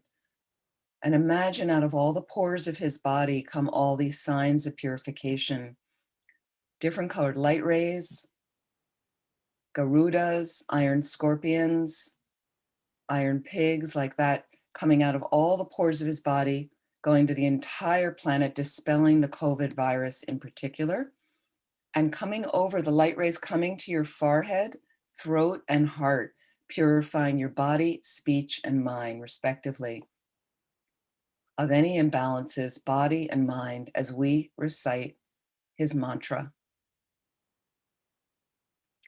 Om benza pe om bema javari be nembajik nagan entayata sava barita hana hana vajrena reke reke soha. Om benza pe om bema javari be nembajik nagan entayata sava barita hana hana vajrena reke reke soha. Om benza pe om pema shavadi pe nimbarshik nagan and tayata. Sarva vedita hana hana vajrina reke reke soha. Om benza pe om pema shavadi pe nimbarshik nagan and tayata. Sarva vedita hana hana vajrina reke reke soha. Om benza pe om pema shavadi pe nimbarshik nagan and tayata. Sarva vedita hana hana vajrina reke reke soha. Om benza pe om pema shavadi pe nimbarshik nagan and tayata. Sarva vedita hana hana vajrina reke reke soha. Om benza pe om pema shavadi pe nimbarshik nagan and tayata. Sarva vedita hana hana vajrina reke reke soha. Om benza pe om pema shavadi pe nimbarshik nagan and tayata. Sarva vedita hana hana vajrina reke reke soha. Om benza pe om pema shavadi pe nimbarshik nagan and tayata. Sarva vedita hana hana vajrina reke reke soha. Om benza pe om pema shavadi pe nimbarshik nagan and tayata. Sarva vedita hana hana vajrina reke reke soha. Om benza pe om pema shavadi pe nimbarshik nagan and tayata. Sarva vedita hana hana vajrina reke reke soha. Om benza pe om pema shavadi pe nimbarshik nagan and tayata. Sarva vedita hana hana vajrina reke reke soha. Om benza pe om pema shavadi pe nimbarshik nagan and tayata. Sarva vedita hana hana vajrina reke reke soha. Om benza pe om pema shavadi pe nimbarshik nagan and tayata. Sarva vedita hana hana vajrina reke reke soha. Om benza pe om pema shavadi pe nimbarshik nagan and tayata. Sarva vedita hana hana vajrina reke reke soha. Om benza pe om pema shavadi pe nimbarshik nagan and tayata. Sarva vedita hana hana vajrina reke reke soha. Om benza pe om pema shavadi pe nimbarshik nagan and tayata. Sarva vedita hana hana vajrina reke reke soha. Om benza pe om pema shavadi pe nimbarshik nagan and tayata. Sarva vedita hana hana vajrina reke reke soha. Om benza pe om pema shavadi pe nimbarshik nagan and tayata. Sarva vedita hana hana vajrina reke reke soha. Om benza pe om pema shavadi pe nimbarshik nagan and tayata. Sarva vedita hana hana vajrina reke reke soha. Om benza pe om pema shavadi pe nimbarshik nagan and tayata. Sarva vedita hana hana vajrina reke reke soha. So imagine this blue-black Vajrapani in the space in front dissolves into emptiness. And if you like, actually, you can put your hand over your mouth. And as you exhale, imagine the blessed air from your speech that you just blessed goes up your nose and you continue the purification.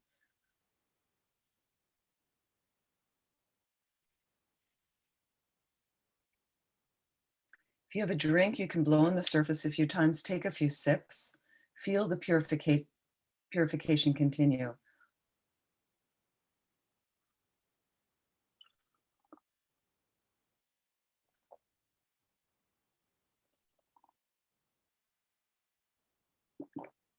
Just feel your body and mind completely purified. And from this wisdom, from this emptiness that the Vajrapani, blue-black Vajrapani dissolved into, from that wisdom arises Black Manjushri, an emanation of the Buddha of infinite wisdom. This particular form purifies disease. He is over top your crown, facing the same direction as you, about 6 inches in height. And imagine a similar visualization of all the pores of his body come out signs of purification, different colored light rays disseminating through the entire planet, purifying COVID, especially India right now, and especially countries that aren't even doing counts like in Africa, and where there's very easily spreading variants of the virus. May it purify all of that. Also coming down through your crown and completely purifying you of COVID, any chance of getting COVID, any imbalances, body and mind, while we recite his mantra. Om taso chuso tu taso tu miso ningo lacho kalaja kamsham jambe pe soha.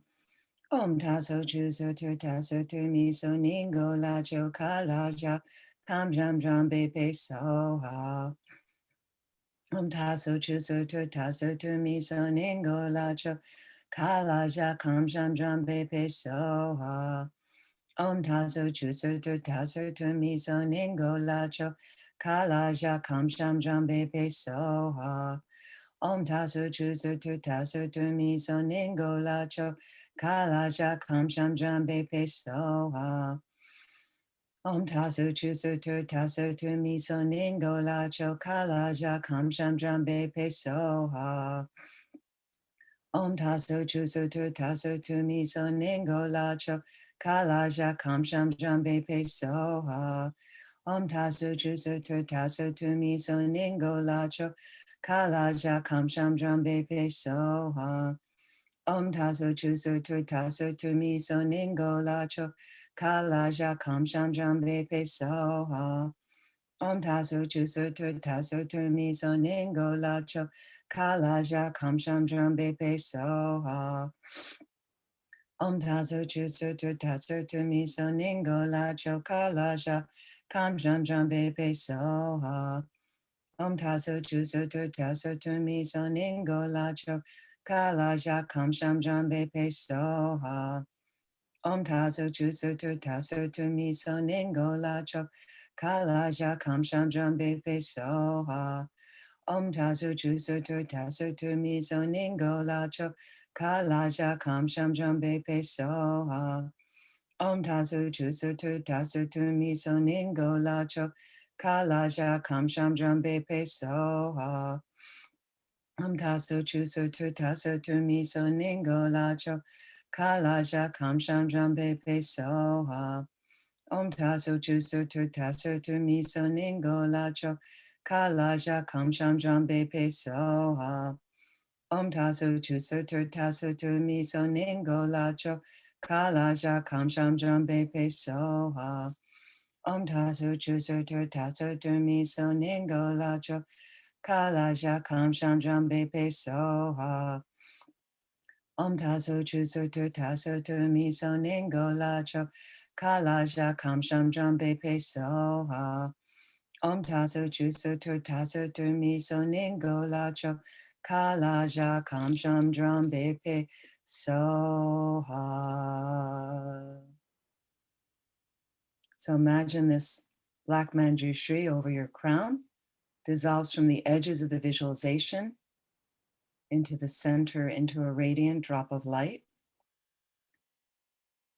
Imagine that drop melting into your crown. And just feel all the blessings of his holy body, speech, and mind. And feel that you have definitely purified something.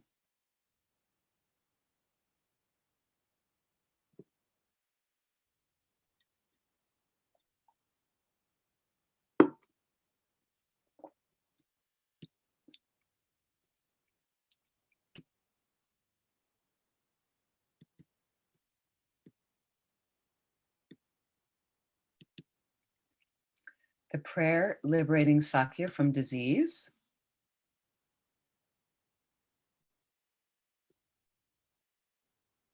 All sentient beings, my mothers, who are infinite like space, go for refuge to the precious Guru Buddha. We go for refuge to the Buddha, the Dharma, and the Sangha. We go for refuge to the assembly of Gurus, Yidams, and Dakinis. We go for refuge to the empty clarity of our own minds, the Dharmakaya. Let's recite this 2 more times. All sentient beings, my mothers who are infinite like space, go for refuge to the precious Guru Buddha. We go for refuge to the Buddha, the Dharma, and the Sangha. We go for refuge to the assembly of gurus, yidams, and dakinis. We go for refuge to the empty clarity of our own minds, the Dharmakaya. And as you do this, you can imagine all these sentient beings around you taking refuge with you, seeking protection from more suffering in the Buddha, Dharma, and Sangha. All sentient beings, my mothers who are infinite like space, go for refuge to the precious Guru Buddha. We go for refuge to the Buddha, the Dharma, and the Sangha. We go for refuge to the assembly of gurus, yidams, and dakinis. We go for refuge to the empty clarity of our own minds, the Dharmakaya. So we're going to recite the mantra of the Buddha of compassion, Om Mani Padme Hum, as much as you can as we gaze at this image of Mahasiddha Thangtong Gyalpo. Om Mani Padme Hum, Om Mani Padme Hum, Om Mani Padme Hum, Om Mani Padme Hum, Om Mani Padme Hum.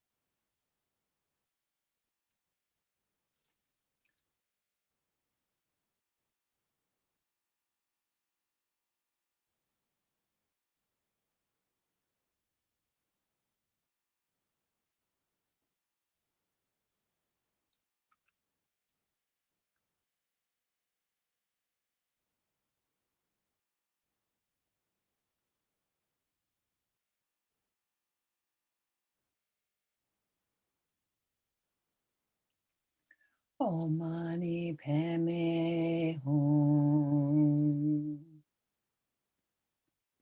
The actual prayer: may all the diseases that sadden the minds of sentient beings, that result from karma and temporary conditions such as the harms of graha spirits, illnesses, and the bhutas, not occur in the realms of the world.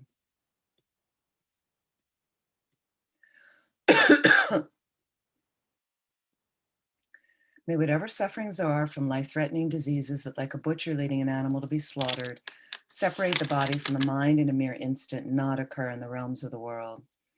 May all embodied beings be unharmed by acute, chronic, and other epidemic diseases, the mere sounds of whose names terrify beings as though they have been placed inside the mouth of Yama, the Lord of Death.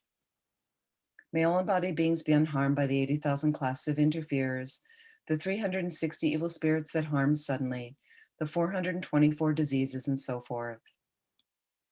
May whatever sufferings there are due to disturbances of the four elements, depriving the body and mind of every happiness, be totally pacified.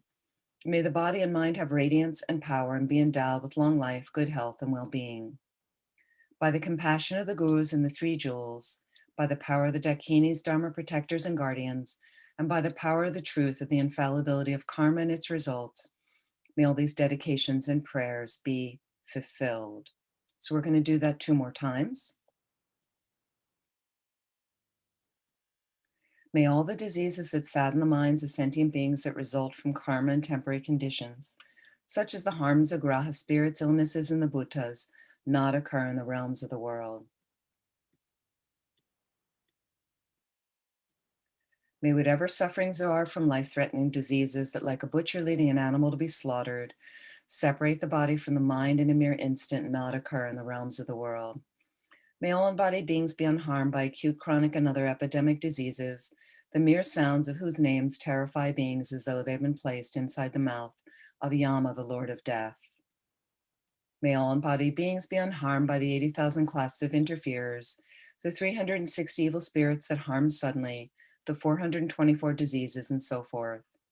May whatever sufferings there are due to disturbances of the four elements, depriving the body and mind of every happiness, be totally pacified.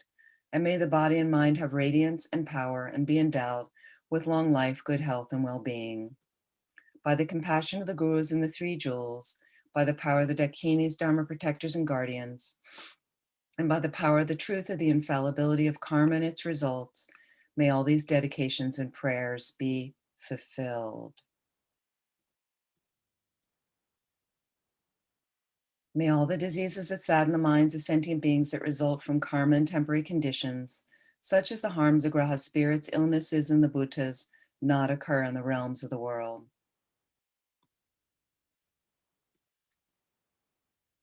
May whatever sufferings there are from life-threatening diseases that, like a butcher leading an animal to be slaughtered, separate the body from the mind in a mere instant, not occur in the realms of the world. May all embodied beings be unharmed by acute, chronic, and other epidemic diseases, the mere sounds of whose names terrify beings as though they've been placed inside the mouth of Yama, the Lord of Death. May all embodied beings be unharmed by 80,000 classes of interferers, the 360 evil spirits that harm suddenly, the 424 diseases, and so forth. May whatever sufferings there are due to disturbances of the four elements, depriving the body and mind of every happiness, be totally pacified. And may the body and mind have radiance and power and be endowed with long life, good health, and well-being. By the compassion of the gurus and the three jewels, by the power of the Dakinis, Dharma protectors, and guardians, and by the power of the truth of the infallibility of karma and its results, may all these dedications and prayers be fulfilled.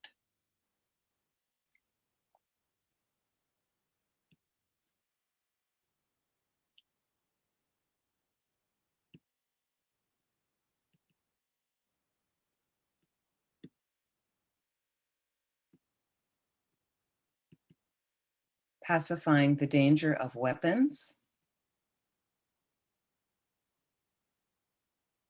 Did we do that prayer 3 times, the last one? Did I finish the third round?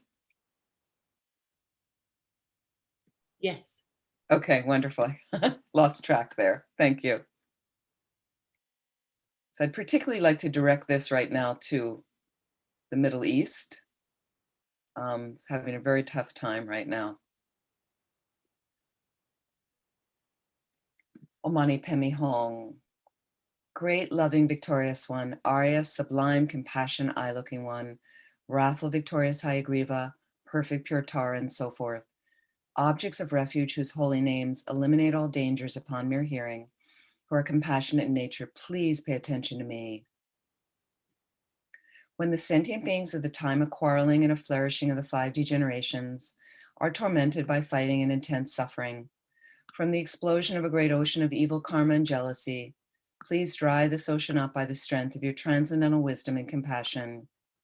Also by letting fall a great nectar rain of loving kindness on the transmigrating beings whose hatred is a blazing fire, please grant your blessings for happiness and auspiciousness to increase by their recognizing each other as being like parents.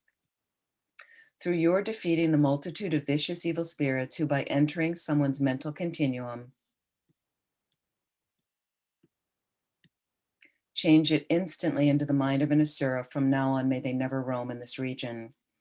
Please also cause all the sentient beings who have died in war from now on to abandon all evil karma, the cause and result, and be miraculously reborn in blissful land. Please also lead all others to that pure land. Please cause all those who are born and die to have long lives and not have sicknesses, to stop all their quarreling and fighting, and to enjoy a life in the 10 virtues. Please make rain fall at the right time, harvest to always be good, and auspiciousness to increase in all habitats and for all inhabitants. By the ultimate reality, which is pure in nature, unbetraying cause and result, which has that ultimate reality, and the compassionate guru, mind-sealed deity, and rare sublime ones, may my pure and extensive prayers be accomplished.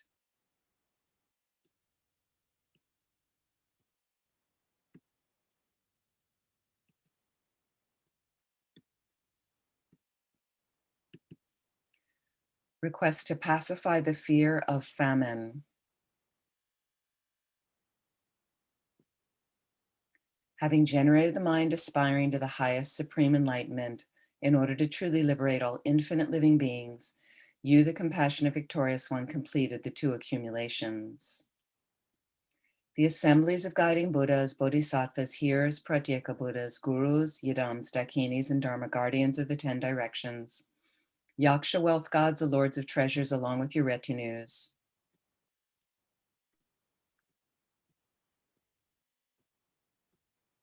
think of these protectorless living beings of the degenerate times with love, and then in order to truly protect these embodied beings who are tormented by the sufferings of hunger, thirst, and poverty, let fall a rain of whatever attractive enjoyments are needed, jewels, food, wealth, grains, bedding, and so forth, on this world's land of snows. Please pacify the harms of the 4 elements, untimely wind, fire, drought, rain, floods, and so forth, and may nourishing grains from crops, harvests, and so forth ripen and increase like they do during the age of completion. By the force of having made extensive requests with strong entreaties through the force of love and compassion, may the eon of sickness, fighting, and famine be pacified, and may we possess a happy long life free from illness. Through the great compassion of the victorious ones and their children, and the force of the infallible truth of cause and effect, may the teachings of the victorious ones spread and increase, and may all living beings swiftly attain the highest enlightenment.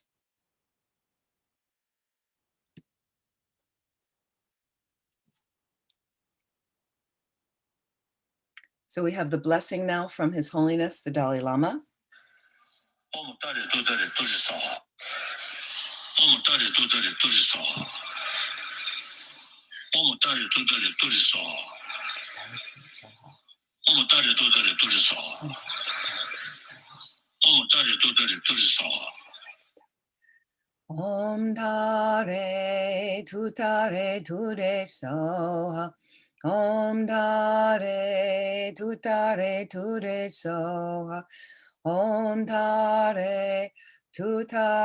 Ture Soha.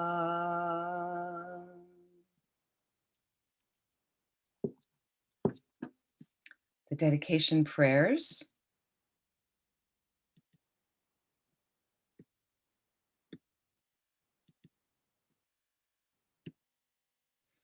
So really investing, really taking whatever positive energy, whatever merit we've created. And for all of our brothers and sisters in India, may the COVID virus be reduced as quickly as possible.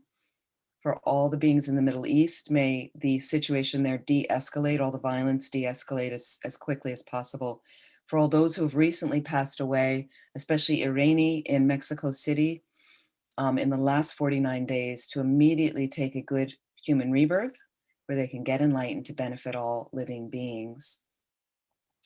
And for all those who have COVID, may they be healed, and other diseases, may they be healed instantly. And may we quickly get enlightened to benefit all living beings. O Janju Sencho Rinpoche, Ma ke panam ge gyorchik, ke panyam pa me pa yi, gone gondu pewar sho. However many sick sentient beings there are, may they quickly be freed from all sicknesses. May all the sicknesses, without exception, of transmigratory beings never occur again. In all my lives never separated from perfect gurus, may I enjoy the magnificent Dharma by completing the qualities of grounds and paths. May I quickly attain the state of Vajradhara.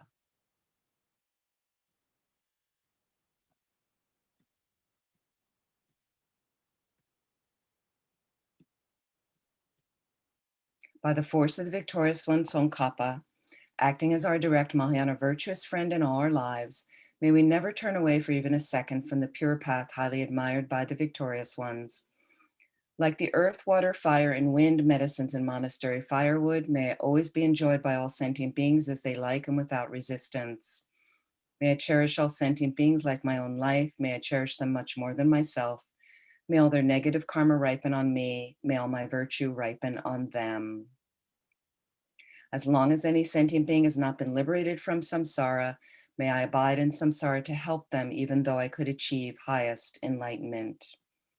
Due to all the past, present, and future merits collected by me, the numberless Buddhas, the numberless sentient beings, which are completely empty of existing from their own side, may I, who am completely empty of existing from my own side, achieve the state of full enlightenment, which is completely empty of existing from its own side, and lead all sentient beings who are completely empty of existing from their own side to that state which is completely empty of existing from its own side, by myself alone, who am completely empty of existing from my own side. Any reflection you have on emptiness, please think about that now.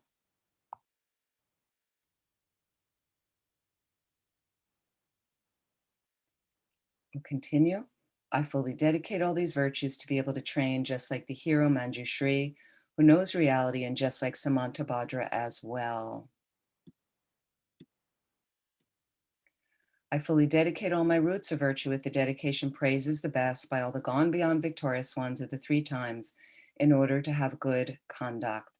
For the long life of His Holiness the Dalai Lama, the wish-granting, wish-fulfilling jewel, source of every single benefit and happiness in this world, to the incomparably kind Tenzin Gyatso, I beseech, may all your holy wishes be spontaneously fulfilled.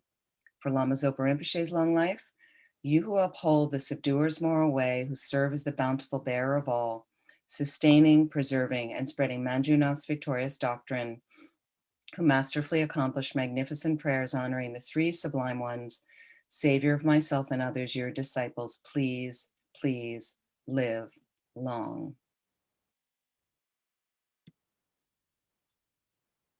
Thank you so much for joining. I see Venerable Tendrin is with us. I'm also leading a death and rebirth course this weekend. You can jump in, and some other teachings Sunday morning. It's all on, if you like, it's on my website, amymiller.com. Please be well, and look forward to seeing all of you soon. Welcome, Venerable Tendrin.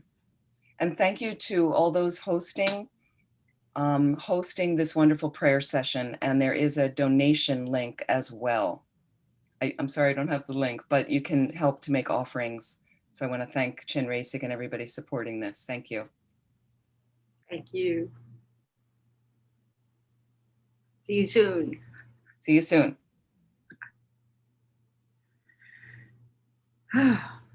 So, welcome to the continuation of this wonderful day of practices that Lama Zopa Rinpoche kindly gave us to do so that we too could participate in benefiting all the sentient beings suffering from this virus, whether it's due to the illness or due to caring for someone who is ill, or all those who are suffering from financial hardship due to this virus.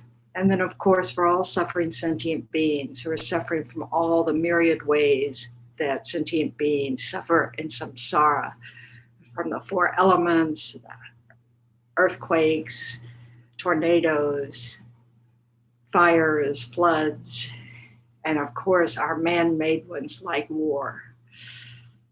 So as Venerable Amy said, let's really keep in our minds also the conflict going on in the Middle East, holding them in our hearts with the wish that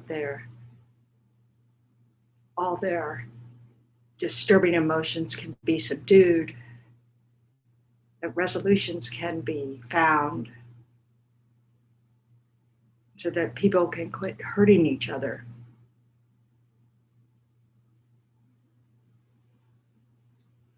So let's take a moment to imagine ourselves sitting here and being surrounded by all sentient beings. Our mother on our left, our father of this life on our right, our loved ones close behind us,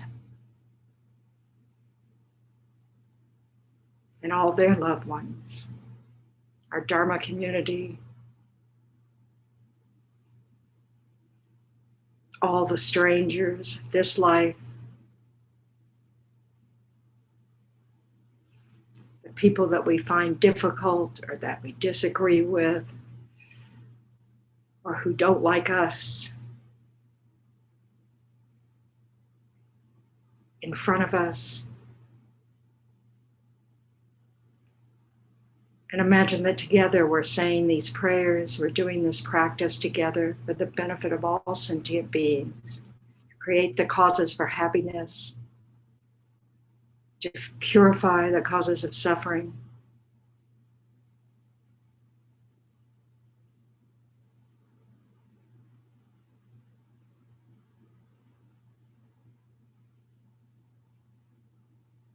I like to envision it sort of like the earth,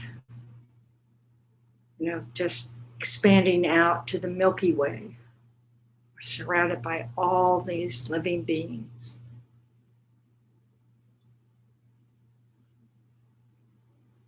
So imagine now in the space in front,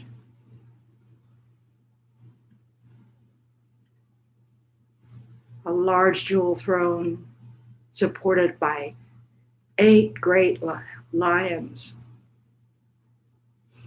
on top of which is a seat of a variegated lotus and moon and sun mandala. On top of this sits the essence of our own root gurus and the aspect of Shakyamuni Buddha. The color of his body is the purest gold. He has a Upanisha on top of his head. It's 1 face and 2 arms. His right hand is in the mudra of controlling the earth. His left in the mudra of concentration, holding an alms bowl full of medicinal nectar. He's wearing the saffron robes of a monk. His holy body is in the nature of transparent light. And he sits in the Vajra posture in the center of an aura of light rays. Surrounding him are all the direct and indirect gurus, yidams, buddhas, bodhisattvas, heroes, dakinis, and hosts of dharma protectors and guardians. In front of each of these holy beings on a faultless throne sits the Dharma, explained by them in the forms of text, having the nature of light.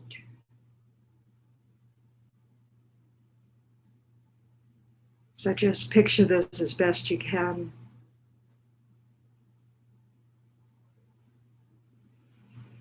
Really try to feel strongly that you're in the presence of your teachers, of enlightened beings, all who understand and accept us just as we are, and who strongly wishes to help us to reach the state beyond sorrow, enlightenment. And using our time in this way is a perfect way to use our perfect human rebirth. And we say all these prayers for all those who cannot be doing this right now, haven't met the teachings, who don't have good conditions, we're busy caring for others. And all these mother sentient beings have been experiencing the suffering of samsara again and again.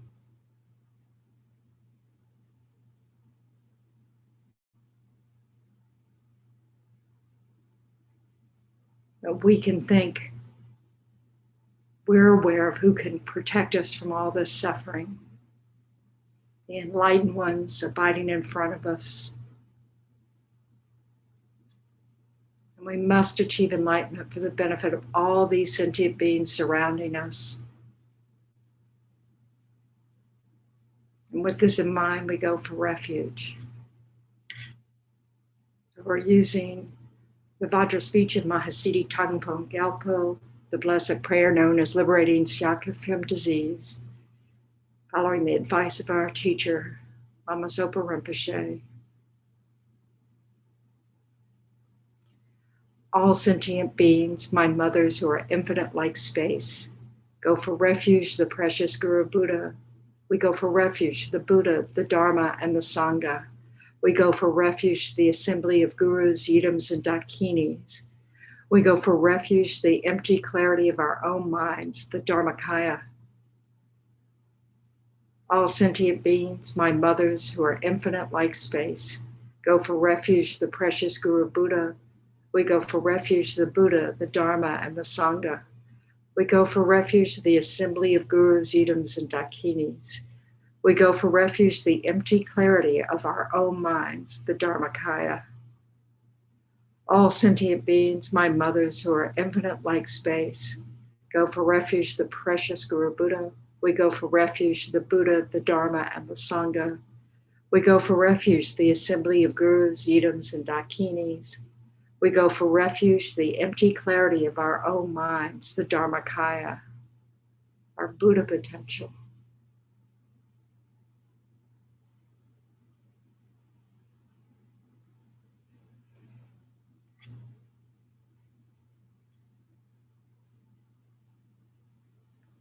Now imagine that the refuge field dissolves into light. This all absorbs up into Shakyamuni Buddha. The throne of the Buddha then dissolves into light, which absorbs up into the lotus, sun, and moon mandalas. The Buddha seated on these comes to the crown of our heads and dissolves into blissful golden light. The golden light pours down into you, blessing your body, speech, and mind.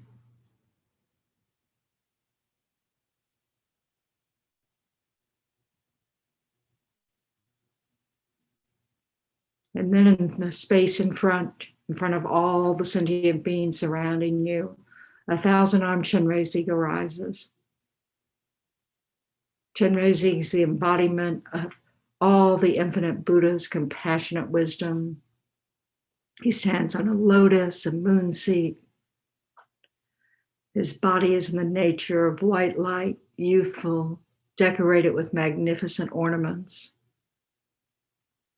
And visualize rays of light emanating from Chenrezig's heart, entering all sentient beings through the crowns of their heads, freeing us from all the causes of suffering, filling us with all the causes of happiness, blessing our body, speech, and mind.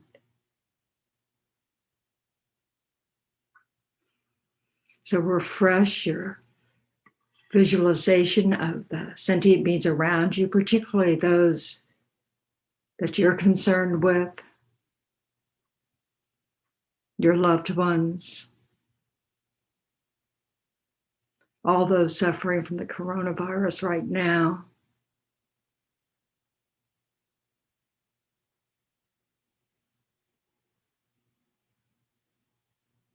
So we'll recite the compassion mantra of Chenrezig, Om Mani Padme Hum, for about 5 minutes. And while we recite, just visualize these rays of light reaching all sentient beings around the world.